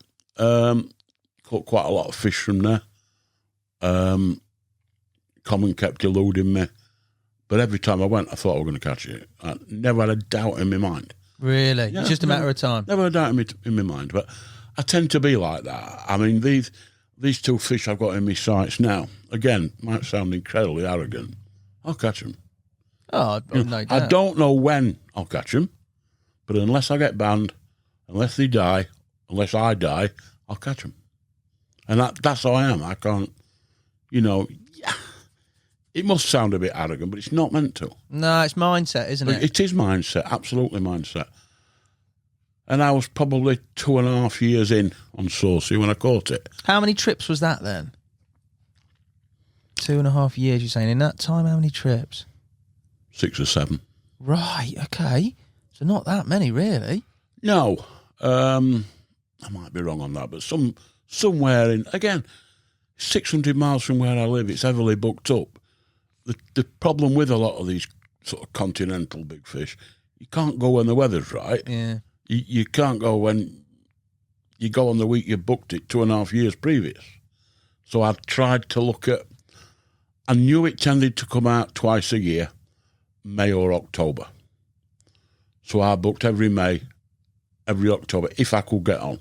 And I would have continued doing that. I thought, if I can get there, mate, but you run the risk. Might get caught the week before you're there. Of course. It was a twice-a-year fish, generally speaking. Come out a little bit more before it sadly passed away, but it was a twice-a-year fish. Talk to me about the bite, the fight, the capture. The bite was bizarre. I mean, I was there with Brian Scoyles, and I'd fished an area called the Beach, which is very much hit and miss. The fish are either there or they're not. And they weren't. And my head was a bit of a mess. We'd lost one of our dogs 2 days before we'd travelled out, and that was playing on my head a bit. And so I moved for the night up to the other end and just did a night under the stars at the other end. And then we went to the shop. I came back from the shop. And as I pulled into the car park, I saw a fish poke its head out in the area where I'd been fishing, and I'd not seen a thing for 2 or 3 days. So I thought, right, I'm back in there. So I moved back in there. I put the first rod out, and what I tend to do is put a rod out, let the line fall slack, put the second rod out, let the line fall slack, and then go back and semi-tighten up when the lines. I don't go for this. It's following the contours at the bottom, but it's fine. It's found its own resting. thing. Yeah, exactly. So I'd put the first one out, put the second one out, put the third one out. I could hear this noise. And I looked back and the first rod's away. I thought, that's a bit odd. I got no buzzer on, no nothing. And I picked the rod up and it just tore off. Just ridiculous. It was a big one. Well, it's an animal of a fish. Those photos are ridiculous. I stared at them like for a good sort of half the night thinking... It's just mind-blowing. I mean, they tell me when it died it was 5 foot long. I mean, I don't know about that, but it was just ridiculous. I mean, Brian Squales is as good a netsman as you'll ever have. And he saw me playing this fish. And I had no idea it was a big one. I didn't see it until late on. And I remember him getting its nose onto the spreader block and then sort of shuffling it in because it was just so long. And I could have done it some damage, really, because we just got it on the bank and just sat there staring at it. We couldn't get words out. It was just ridiculous. Just ridiculous. What did it go? 78-12, I think. And it was just... I never thought I'd see a more impressive fish on the bank than the scar from Luke's. And I'm not saying that is, but it's up there. It was up there. Talk about big cons. That is just different level. And before it died, it was a lot. How big did it get? 102 pounds. Yeah, it went over a ton, didn't it? Yeah. Jeez. I didn't think what would have happened if that fish hadn't died. Oh my God. Because it wasn't fat, it just grew gradually and gradually. And my mate's seen it on the bank twice, about 2 years apart. And he says, it's longer. So it's getting longer, which can't happen really at that age. No. But it was just colossal. Colossal. I mean, as are a lot of these big fish. They're just a freak of nature, really. They're not designed to be that big. Those photos, the mouth on it just looks... I mean, you could fucking fit my old hand in it. Just looks ridiculous. Just ludicrous. Just ludicrous. And I remember putting it back that night and thinking, how can this only get caught twice a year? It's not a huge lake. No. It must be eating all the time. It's got to be. Of course it is. But you've had it though, mate, and you've had it in a relatively short period of time. Yeah, I'm not sure about the time I did. It might have been a bit more than that. I can't remember. But rig-wise, just your standard, normal, knotless knot and... Always. Yeah, go on. Always. Boy. Wow, Always. what a fish. Snowman rig with a Trigga bottom bait and a white spice pop-up over the top, on top of it. Some fish, mate. I can't even imagine the feeling of that, let alone lifting it up for some... Well, that's what I said to you earlier.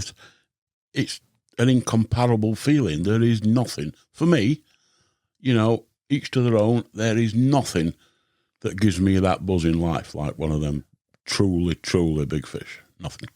Let's go to Gravier's, Luke's place, as you called it before. Yeah. I mean, home of once a scarred mirror, brown fish, the likes of you have been very successful on there, mate. In terms of the venue, I've never been on it. I've seen, obviously, media on it. What was the proposition like going on there for the first time and in terms of fishing it? Well, me and my pal had done reasonably well wherever we'd gone. We'd caught fish up to about 50 pounds. And we thought we want to put ourselves in with a chance of a bigger fish. And as is always the case, the biggest key to catching big fish is to fish a lake with them in. And it is a bit that so many people miss. I mean, a lot of people say to me, I've been going to France for 8 years. I'm out of 60. I think, well, A, I still come from a world when if you catch a 60 in your lifetime, you're a very lucky fella. Yeah. And B, are you fishing lakes with them in? Because all these French lakes advertise big fish. They haven't all got them. They might have 1 in 600 or whatever. When I went on Luke's, there was, I think, 6 fish that Luke called the faces that were the, It's not a lake that Luke has stocked. The fish have been in there a long, long time. And there was 6 known biggies, really, at that time. And the first time I went on, Luke, he's a big, big friend of mine, Luke, but He's as mad as a monkey. He is crackers. And he said to me on the first day we arrived, he said, you sell that Trigga stuff, don't you? And he didn't believe in bait at all then. I went, yeah. He said, do you think it'll catch any of these big ones? I said, I'll catch them all. And thinking back, must have sounded so arrogant. And I wasn't meaning for me, because I knew if I went on there, some other people would go on, follow him and use the same bait. I said, I'll catch them all, mate. And he just sniggered and walked off. But he did. He did. Caught every one of them. And some of them a couple of times. But, I mean, there was a couple of fish in there. Well, there was 3 or 4. There was the scar, the brownfish, the linear, and one called the inflatable. I would have sold my daughter for any one of them. Honestly, they were just... No fish have ever meant as much to me as any of them. Really? They're the top of the tree? Yeah. Because the water is a proper carp lake. You know what I mean? You could be in Hampshire, really. Yeah. You could be in Sussex. It's just... Again, the smell. It smells like a southern gravel pit. It's a proper gravel pit. Unlike some lakes in France, it wasn't massively stocked. There was enough in. How big is it, Bill? I think, I'm not very good with size. I think it's about 30 acres. Okay. Something like that. And I was just so into it on there. I was totally in the zone with it. I was in regular touch with Luke. I knew what fish had come from where at what time of the year, and I knew some of them had come out 4 times a year, and the inflatable and the linear.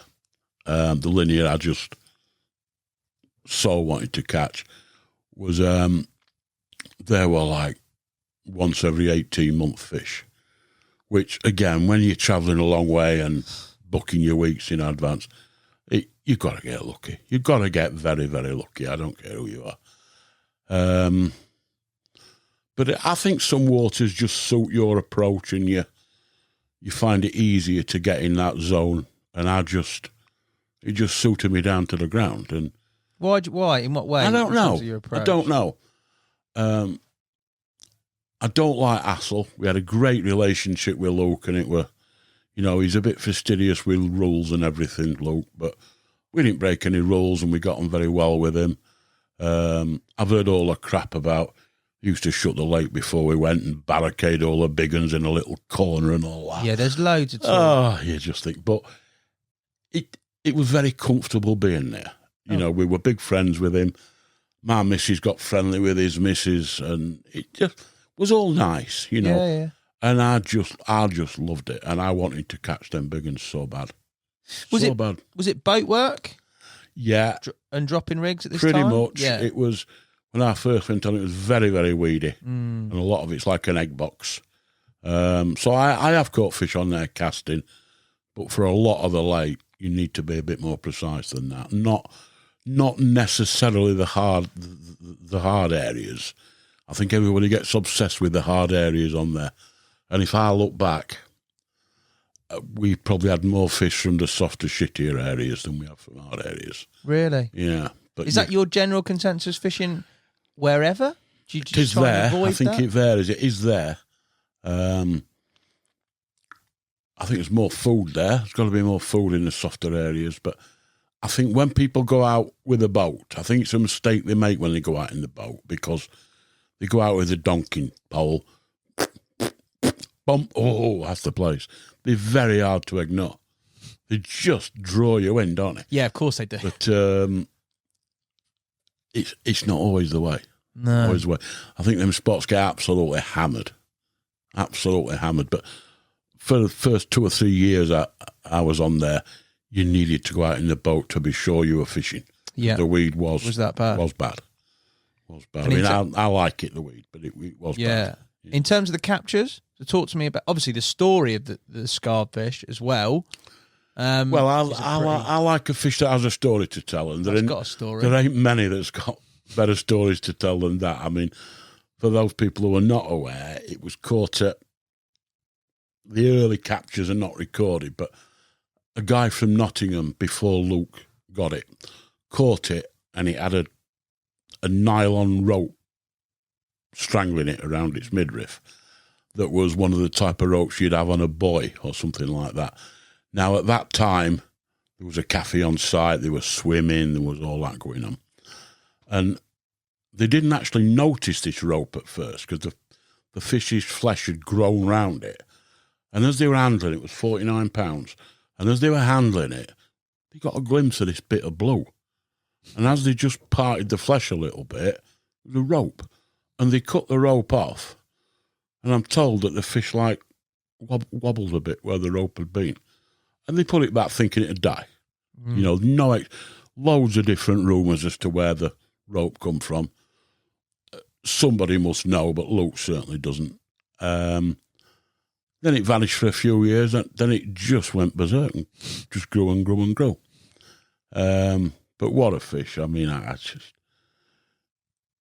as I said with the saucy common, you just look at it and think, what's that? You know, Luke has a wonderful expression because I watched a scar in the water a few times before I caught it.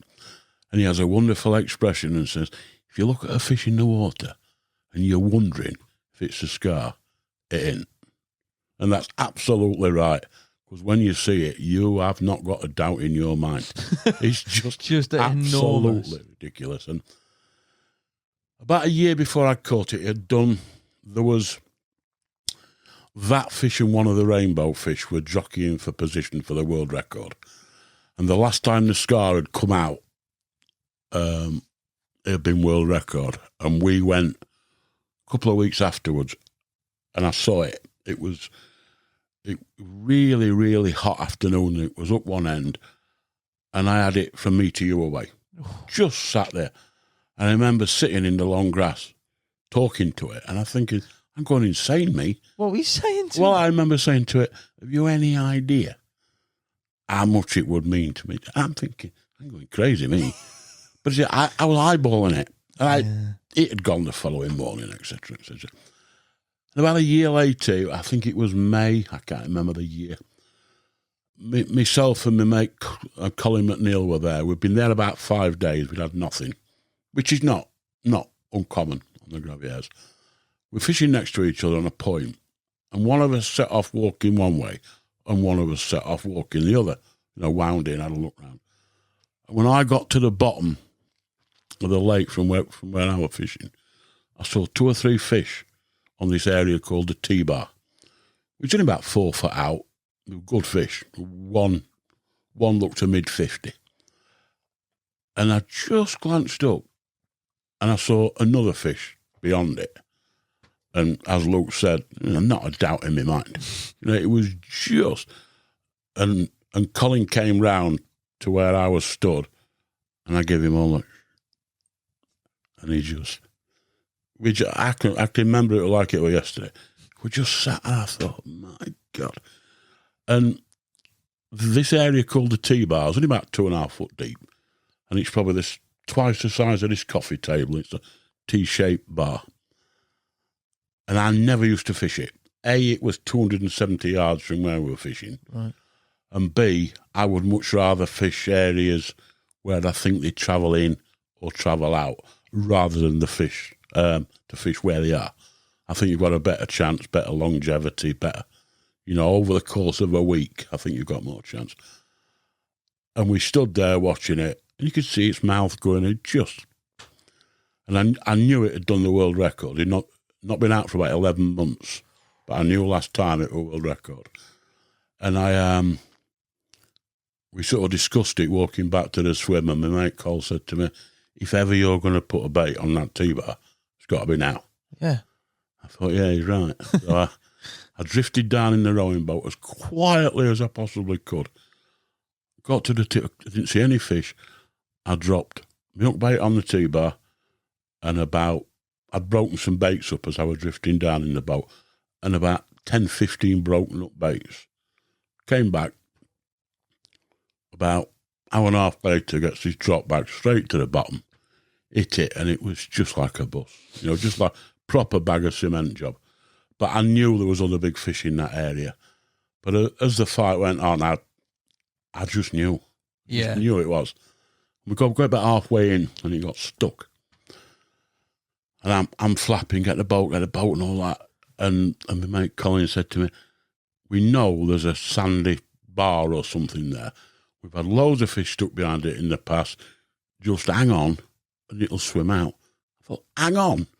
You know what I mean? I got potentially the biggest fish in the world on the end. He wants me to hang on. Anyway, I hung on and it come out. Swung round, plodding about at the net. We got it. And I think it was 2 ounces under the world record, I think. But I remember that night, we drank a bottle of wine, I was in a daze. And it just shows you how carp fishing's changed, because it was £82 something, 82.6 or 8 or something. And I remember Colin saying to me, you know the sad thing about this? I went, what? He says, you'll never fish for a fish as big as that again. So you're done, innit? Now you do. Now you do. It's easy, but I've fished a couple of lakes now that have got bigger fish in than that was. But at the time, that's top of the tree, though, isn't it? It was for me. As I say, different things tick boxes for other people. I don't care what other people think. It meant so much to me, and always will. I'll go to my grave. There's about 6 or 8 fish I've caught in my life, and I will go to my grave remembering them. And you can't say that for many things. I mean, I don't think my missus, well, hopefully my missus will not watch this, but I've said to a few of my mates, you can get carried away with women as long as you want. They don't stay in your mind as long as a capture of a fish like that. They don't. Some fish. You don't remember them for 20 years, 30 years, 40 years, women. I mean, I'm not naive. They don't remember us either. but you don't. I mean, if I live to be 70, I will still remember some of them captures. I won't remember some of the women I've been. I won't. Apart from you, darling, if you're watching. Yeah, obviously. Yeah, obviously. Definitely you, darling. And also on there, that wasn't the end of your success. You said there Trigga would catch them all to Luke when you first met him. But you personally, I mean, in terms of significant other captures, you've got the brownfish sort of second in line. Yeah. You got the linear. The linear inflatable, was the inflatable. The linear, I caught them all the big ones. The linear was the last one. I mean, I had a difficult decision to make with the linear because it was such a rare visitor to the bank. Right. And so unpredictable. You know, the last 3 captures, I was monitoring all the captures. There was no pattern as to when it had come out. It came out 3 times in succession over about 4 years on either plastic bait or a higher track pop-up. Nothing else. So I thought, that's the way to go. And then a Dutch guy went in there, put 5 kilo of 28 millis in and caught it. So there was no pattern. And the book I'm writing at the minute, I've called the chapter that involves a linear attempting to get lucky, because I think that's all it was. You just have to hope you get lucky with it. Yeah. And I did. I was on a session where we were doing well. We had quite a number of 40 pluses, a couple of 50s, and I had one rod that hadn't moved. But I knew it was a good spot. I knew it had a track record for big fish. And that rod moved once in the week, and it was a linear. And it was, just a magnificent fish. But that was a full set for me. I'd had them all. I'd had all the big ones. I'd had the inflatable, which is one of the best fish I've ever seen on the bank. It's just like a lump of polished wood. Just fantastic. Yeah. You got clear water and weed. It's always because they're proper fish. They're not. Yeah. You know, I don't shake anything off. I can't afford to, but they're totally different to these French stockfish. Do you know what I mean? Yeah, just completely. Totally different.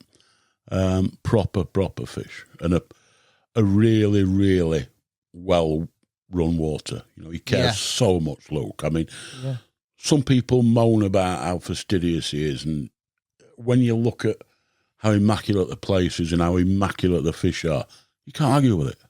But you can't argue with anyone. This is a debate I have with a fair few people. You're essentially saying to somebody, can I come and fish your property or whatever it may be and then just do whatever I want? Well, no, you can't, because it's my property, so I'm going to tell you what you can and can't do. I mean, Luke, he's a bit of a live wire, and he said to me once, he says, can you do me a favour, geez? I went, what?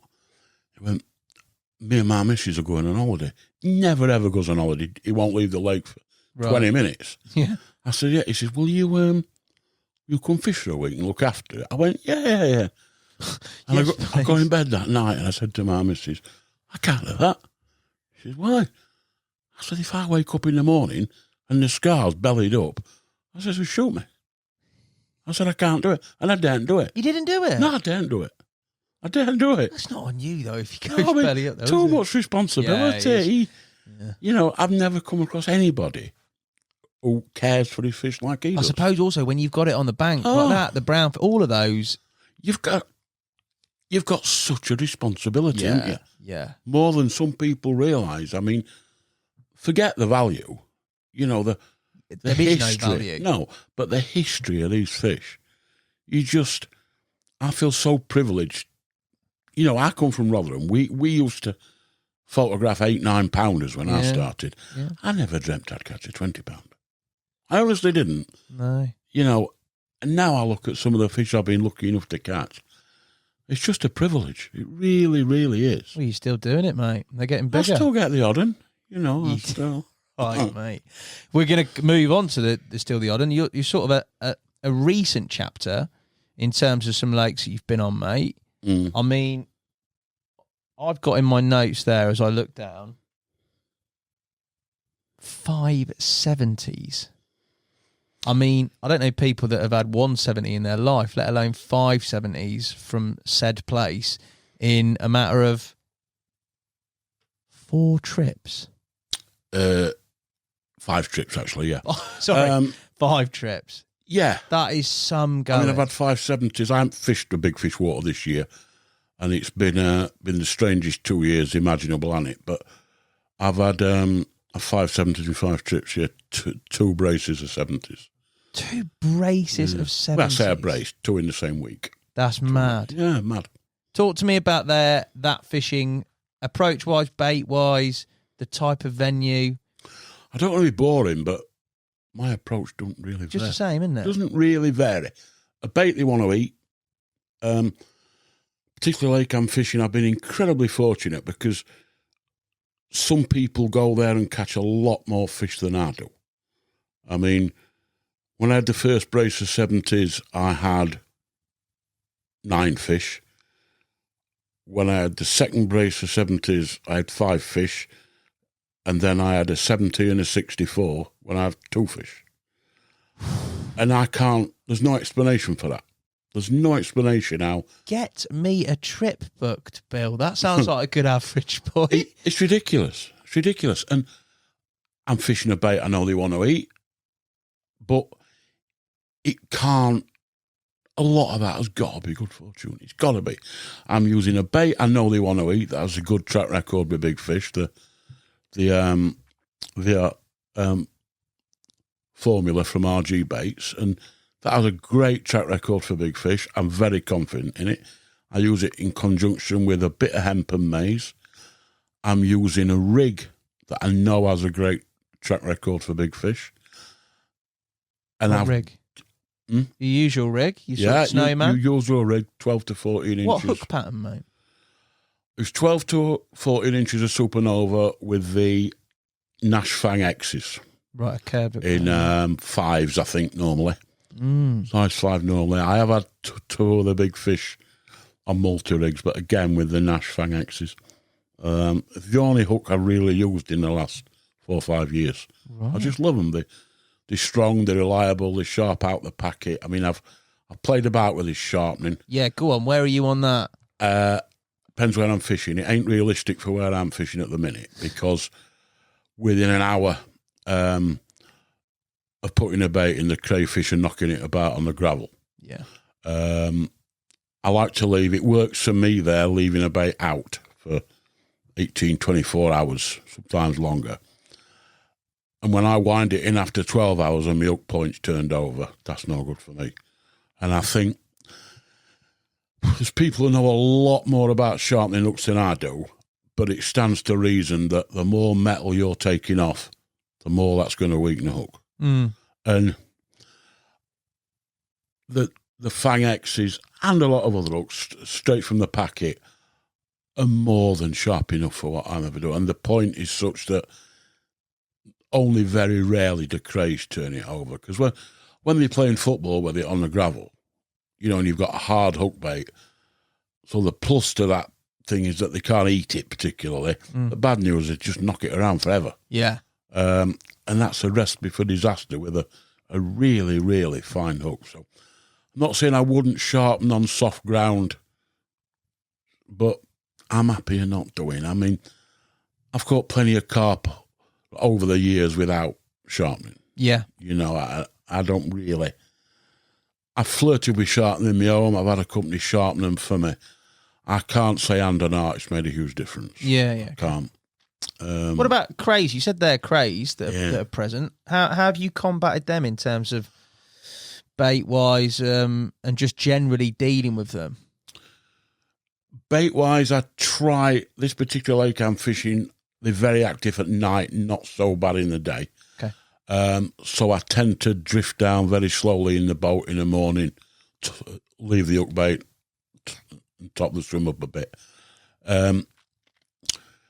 If you fish for a fish at a time, which, you know, just enough to catch a carp, that seems to be the way to go on there, certainly for the big fish.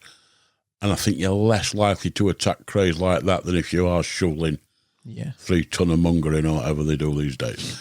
I think that just attracts everything, and crays come in with them. My hook baits are either shrink wrapped, you know, air dried for forever and a day, shrink wrapped, made with ingredients that make them very, very hard that RG baits do for me. I mean, a lot of people make the mistake of thinking if I air dry them, they'll go rock hard. They will, but they'll soften again in the water. You know, so, and if stuff gets really, really bad, I've always got me foolproof back up the wooden balls, which are drilled wooden balls that have been in soak for 6, 7, 8, 9 years. 6, 7, 8. Yeah. What do you reckon a Bill Cottam soaked wooden ball would go for on eBay, mate? There'd be millions, wouldn't they? Millions of pounds, yeah. What are you doing here, mate? You should How many be you out. want? Yeah, I'll have 2 million would do me, mate. We'll go to Marbella together. No, get a boat. if you soak them in a dark coloured flavour or add something to darken the flavour and use an oil-based flavour, they just look like fish meal baits now. They've gone browny black and it's not my chosen method, but if I know I'm fishing, even if the crays are really, really bad, you know, because I'm sure these crays, I'm sure they follow me around France because the last 3 or 4 waters I've fished, they've just been horrific. But there seems to be some correlation between a lot of crays and big fish. 100%. There is, without question. 100%. And that's not just carp, is it? No. No, perch and the lot. No. Chub, the whole works, mate. There's that period of time when they're shedding and they're vulnerable, and they definitely are on them, 100%. Without a doubt. So they're an absolute pain. But I've learned how to combat them best I can over the years. And in terms of the captures here, the 70s, fishing-wise, you're fishing for one at a time. You've got your rig. Yeah. I mean, talk me through the zone you're fishing, a particular area that they've all come from, or does it come from sort of everywhere? No, come from 3 different areas. Oh. I'm good at waiting, you know. I'm not, as I said to you before, when I look on YouTube and Facebook, whatever it is, I see anglers that just knock me into a cocked hat. There's no question about that. Knock you into a what? Yeah, into a cocked hat. I'm not. All right. Sorry, I'm not. Hat. Yeah, I'm not anything like the quality of angler they are. But I bet I could wait better than them. You know, I see so many people. They arrive at these big fish waters with the best intentions. They sit there for 2 days. It hasn't worked. They're changing their approach. I don't. If I go there, I totally believe in my approach for big fish. If I go there for the next 3 trips and don't have a pickup, I'll still do the same on the 4th trip. Yeah. Because I haven't got a way in my head that will give me a better chance. But when you're trying to be selective and are seemingly able to be selective, there is going to be a lot of blank outs. 100%. Yeah, that's know, and it's never bothered me. You know, if I can catch one, what I class as a big fish, every couple of years, and nothing else, I'll take that all day long. What do you do in the hours of waiting? what keeps you? Is it just the thought of that when this alarm goes, it could be? I've never been one for taking tellies or stuff like that. I just love watching the world go by, and I love being by water, and because it wouldn't make any difference to me. There's some smaller fish in this lake that I would love to catch, some really scaly fish, a couple of linears and things like that. Nice. But it honestly doesn't bother me if there's a couple, but one particular big one in there that I've not caught. Doesn't bother me if I catch nothing on the way to catching that fish, or 30 fish on the way to catching that fish. It's all about that. Doesn't matter. Yeah. I've caught enough to say average size fish is wrong, but I've caught enough more general size fish in my life to not worry if I never catch another. And there's a lot of people caught more than me, but I found a method that works for me for singling out the better fish. And the thing is with big fish fishing, you can get to the stage where I am at the minute, where I believe I'm going to catch one every trip. Then it kicks you in the bollocks and you don't see one for 5 years. Everybody who fishes for big fishes has suffered that. But if I get a bit low sometimes, and you do, I just think back to what I've been lucky enough to catch and think how lucky I've been. Yeah. Because if you would have told me 20 years ago I'd caught one of the fish that I'd never believed it. I suppose it's all about context, isn't it? And where it come from. As we said before, It's incredible. Even now, like, I know you're saying that there's fish bigger than 80 whatever pounds, but realistically, that is still an absolute colossal fish. Oh, yeah. Like, I mean, to obscene. me, even on the continent, a £50 fish is huge to me. Oh, my God, yeah. There's so many people poo-poo it all. I mean, I think a lot of it's about how long you've been carp fishing. I mean, when I caught the scar, I've told this story a few times. When I caught the scar, Anglers Mail phoned me up. Yeah? Hey, I had a scar fish. Yeah. How big? And this kid was talking to me. He says, how big? 82 pound. He said, I know exactly how you must feel. I said, how old are you? He said, 19. I says, you can have no idea. You can't. No. That's no disrespect to him or no disrespect to people who ain't been doing it as long as I have. But they can have no idea. But you're from a time where nobody can relate to as well. No. Like, you know what I mean? You were catching carp before I was born, mate. Yeah. Like, there's no reference point. 85 I was born. God. I know. So depressing. Well, mate, I'd take that, and you've caught massive fish that I'll probably never catch, mate. Yeah, so take that. as I said a while ago, the secret, one of the biggest secrets, fishing the lake where I'm in. I mean, you've got to buy a ticket, haven't you? Yeah. But you've also, I mean, you are very modest, mate, because there's a lot of people that buy tickets and they don't, you know what I mean? They don't cash out at the end of it. No, but a lot of them don't stick at it like I do. True. They'll have one trip to a big fish venue, blank, and go somewhere else because they think. It's mindset as well. People can't do it. No, they can't. You wouldn't expect to come to, I don't know, a lake in Essex, a lake in Oxford, and catch the big one on the first trip, would you? No. And the pressure is such in France now where, they used to be very naive fish. It used to be like clubbing seals when I first started going to France. It ain't like that on the popular venues now. No, they're proper circuit waters now. They're as pressured as any lake you want to pick here. Yeah. I mean, the likes of Saucy, Marpesh, Dream Lakes, people like that, places like that. There's people in their main swims every day of the week 100%. for 9-10 months a year. Yeah. That's as pressured as anywhere in the UK. And that happened in a very short period. I remember my first trip to Le Quay back in the day. I was like clubbing seals, big seals. Oh, no. And then like 5 years later, it was like absolute rock hard granite. It weren't. You had to refine everything down. But it's changed so much. I mean, when I first started travelling to France, they'd stop you at customs and say, "What are you doing?"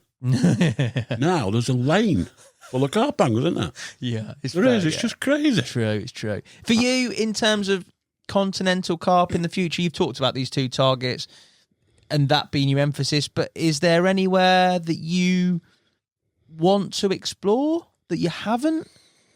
I'm not really looking that far ahead. I mean, okay, I don't anticipate catching either of these two fish quickly. And it does, again, I hope it doesn't sound arrogant, when you want to target the biggest fish around, it does get harder and harder to find places to go. Yeah. Because if they're known about, it's so hard to get on them. I mean, Rainbow is the one that So I was going to mention. I think maybe, we went to Rainbow very, very early, 1991. We went to Rainbow. Right. Myself, Ken Townley, Mike Wilmot, and Paul Dix from Bristol Angling Centre went to do a video down there. But it was obviously nothing like it is now. And I've never been back. So part of me wants to go, part of me likes to go where other people don't go. Yeah. You know, I can see the pleasure in both. But these two fish I've got in me, well, there's more than two, but two particular ones. I'm a bit greedy in that one of the lakes I'm going to in the next few weeks has got a number of big fish in. But me being me, there's just one of them that I really, not the biggest, but I just really want to catch it. I want it so bad. And I haven't even seen the lake yet. I haven't even been to it, but that's how I am. I enjoy it. I say it's not for everybody. But I don't care what other people think. Exactly, but that's exactly angling's so many different things to so many different people. Yeah. And I think, judgment, you can't really put yourself in somebody else's shoes as long as you're happy. I mean, I keep saying to my mates and them close to me, when they're all, when I used to be in a group of carp anglers, I was always the youngest. I'm always the oldest now. Yeah. And I'm 58 now, and I'm always the oldest in a group, but I keep saying to them, I've got another big one in me. You've got more than one. You don't know, do you? You know, the type of fishing I do, you can easily go 5 years without any of them. Yeah. You can. Or you can go 5 sessions and catch 570. Yeah, well, yeah. But you could brace everything. That won't happen again, will it? You don't know. Touch wood, never say never. No, I hope it does for you. I genuinely never say never. But just being in with a chance room's enough for me. I probably enjoy my fishing now more than I ever have. But in truth, although I have this desire to catch these big fish, I care less and less about what I catch. Yeah. You know, I love being in the bivvy. I love spending a week on the side of the bank. Everything that comes with it. I just love it. Yeah, smell the roses along the way, man. Yeah, and I've never loved it more, you know, and without the stress of the business, because when you've got the business, my mate Colin's got a wonderful expression. He's still in business. He says you spend the first 2 days thinking about the business you've left, the last 2 days thinking about the business you're going back to, and 3 days in the middle relaxing. And that's how I was. And now I plot and plan my trip for weeks, just potter about in my carp cave, and I just love it. You know, nothing I enjoy more. You've earned it, mate. You deserve it. Well, you know. One thing we've got to talk about, a sort of a closing chapter before I give you some questions, is sort of your work within carp fishing media. And you've wrote for Carp World, still write for Carpology. Yeah. You've been active in terms of that front. Writing for you, always something that was natural? I don't know, really. I mean, I'm a strange one because I think I'm a reasonable writer. You're a good writer, Bill. And yet I did awfully badly at school. And when I think why, and this has only really dawned on me in the last few years, I'm not very good at reading. You know, right. If you were to give me a book and ask me to read it and then ask me questions on it, not a prayer. I can't take it in. Really? I can read snippets in magazines, and I can read, but not well. And what about if that book was about targeting big carp? Yeah, more so. Yeah. More so. I mean, I've read all the modern day carp books, but I can't remember much about them. And I think that is because I think my mind goes faster than I can take the words in. Okay. And I used to be quite conscientious at school. I used to work hard, and I used to revise for my exams. But when I think back, none of it went in. So I've never been good at reading, so it surprises me that I'm reasonable at writing. I mean, when I wrote my book, when I read through that book, the second half of it is a lot better than the first half of it, because That's your progression. I improved the more I did it. And the book I'm on with now is, hopefully people will agree, is better than the first book because I've improved as a writer. But where it comes from, I don't know. First book still available? No, sold out. Sold out? You're going to reprint? You're going to reprint? No, I don't think so. I published it myself. Sold out within about 2 years. I mean, as with any books, you know, first 6 months you've got them out, you think, why am I pissing about selling boilies? This is like printing money. But with it being a relatively small subject matter, what you ain't sold in 18 months becomes horsework. Yeah. And I would still sell them, but not enough to warrant a reprint.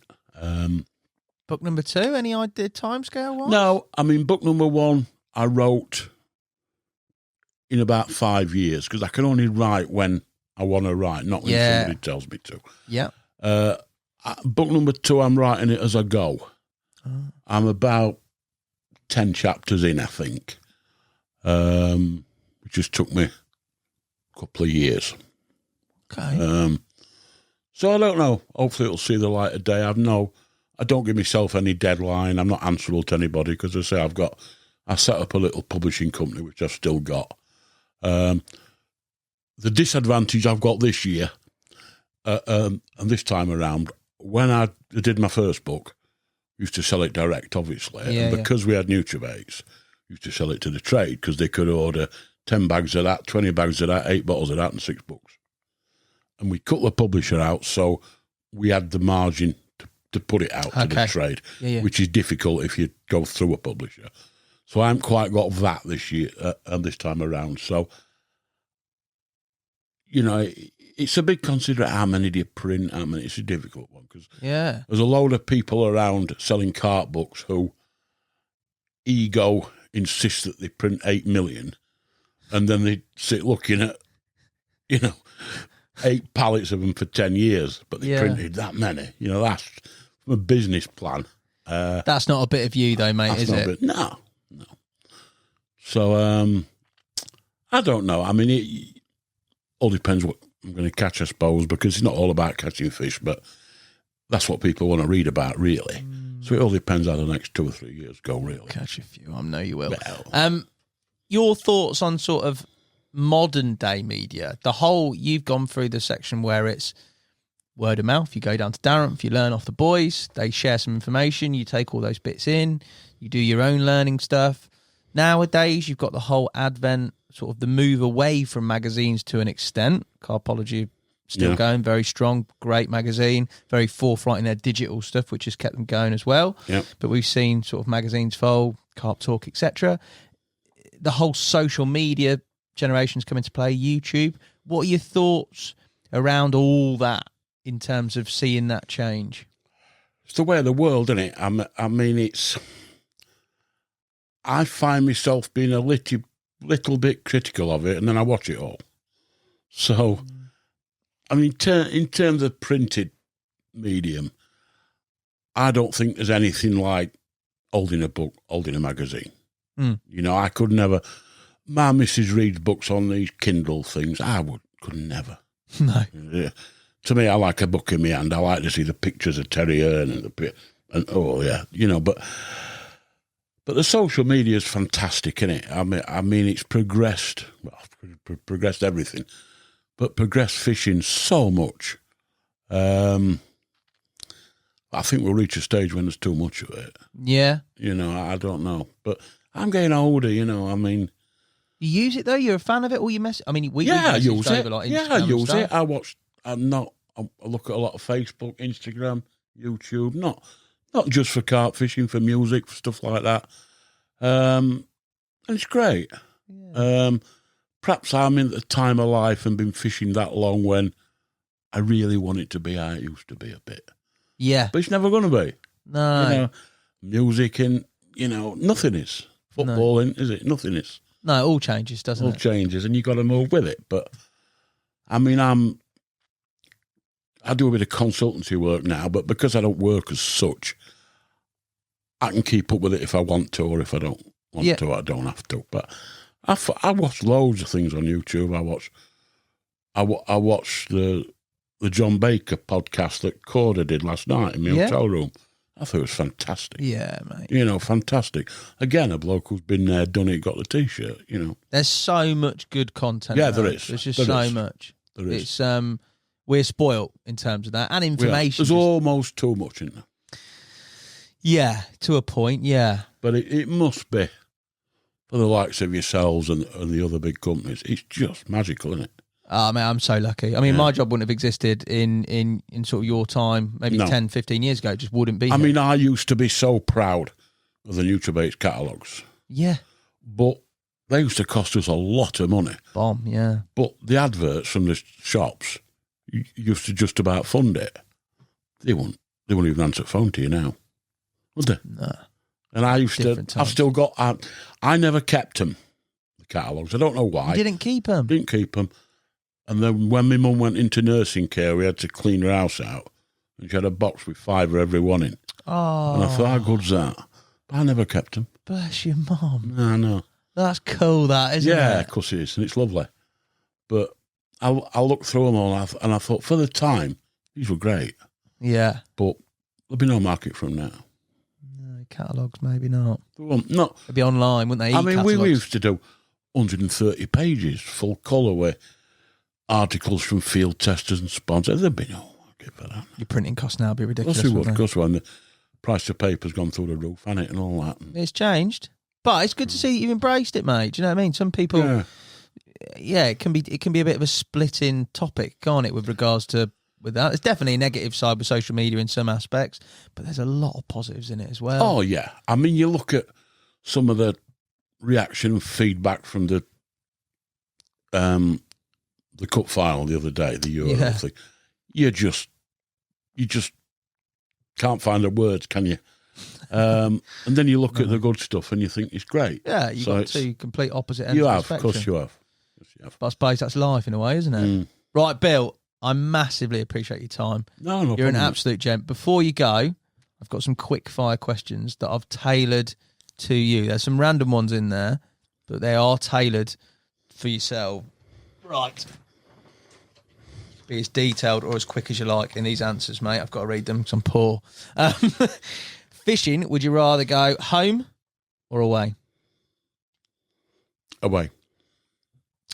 Camo or olive? Bit of both. Never use a boilie again or only use boilies? Only use boilies.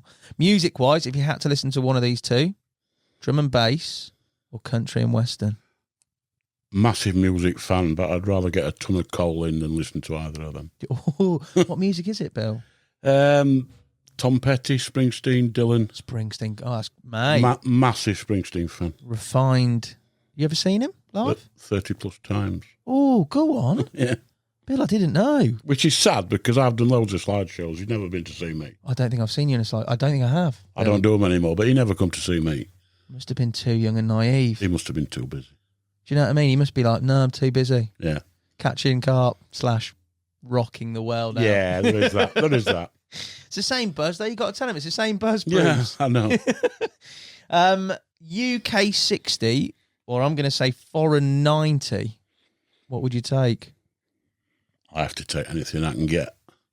You got to take one or the other. UK 60 or foreign 90 Foreign 90 from a medium full venue. from a meaningful venue. Well specified. Instagram or Facebook?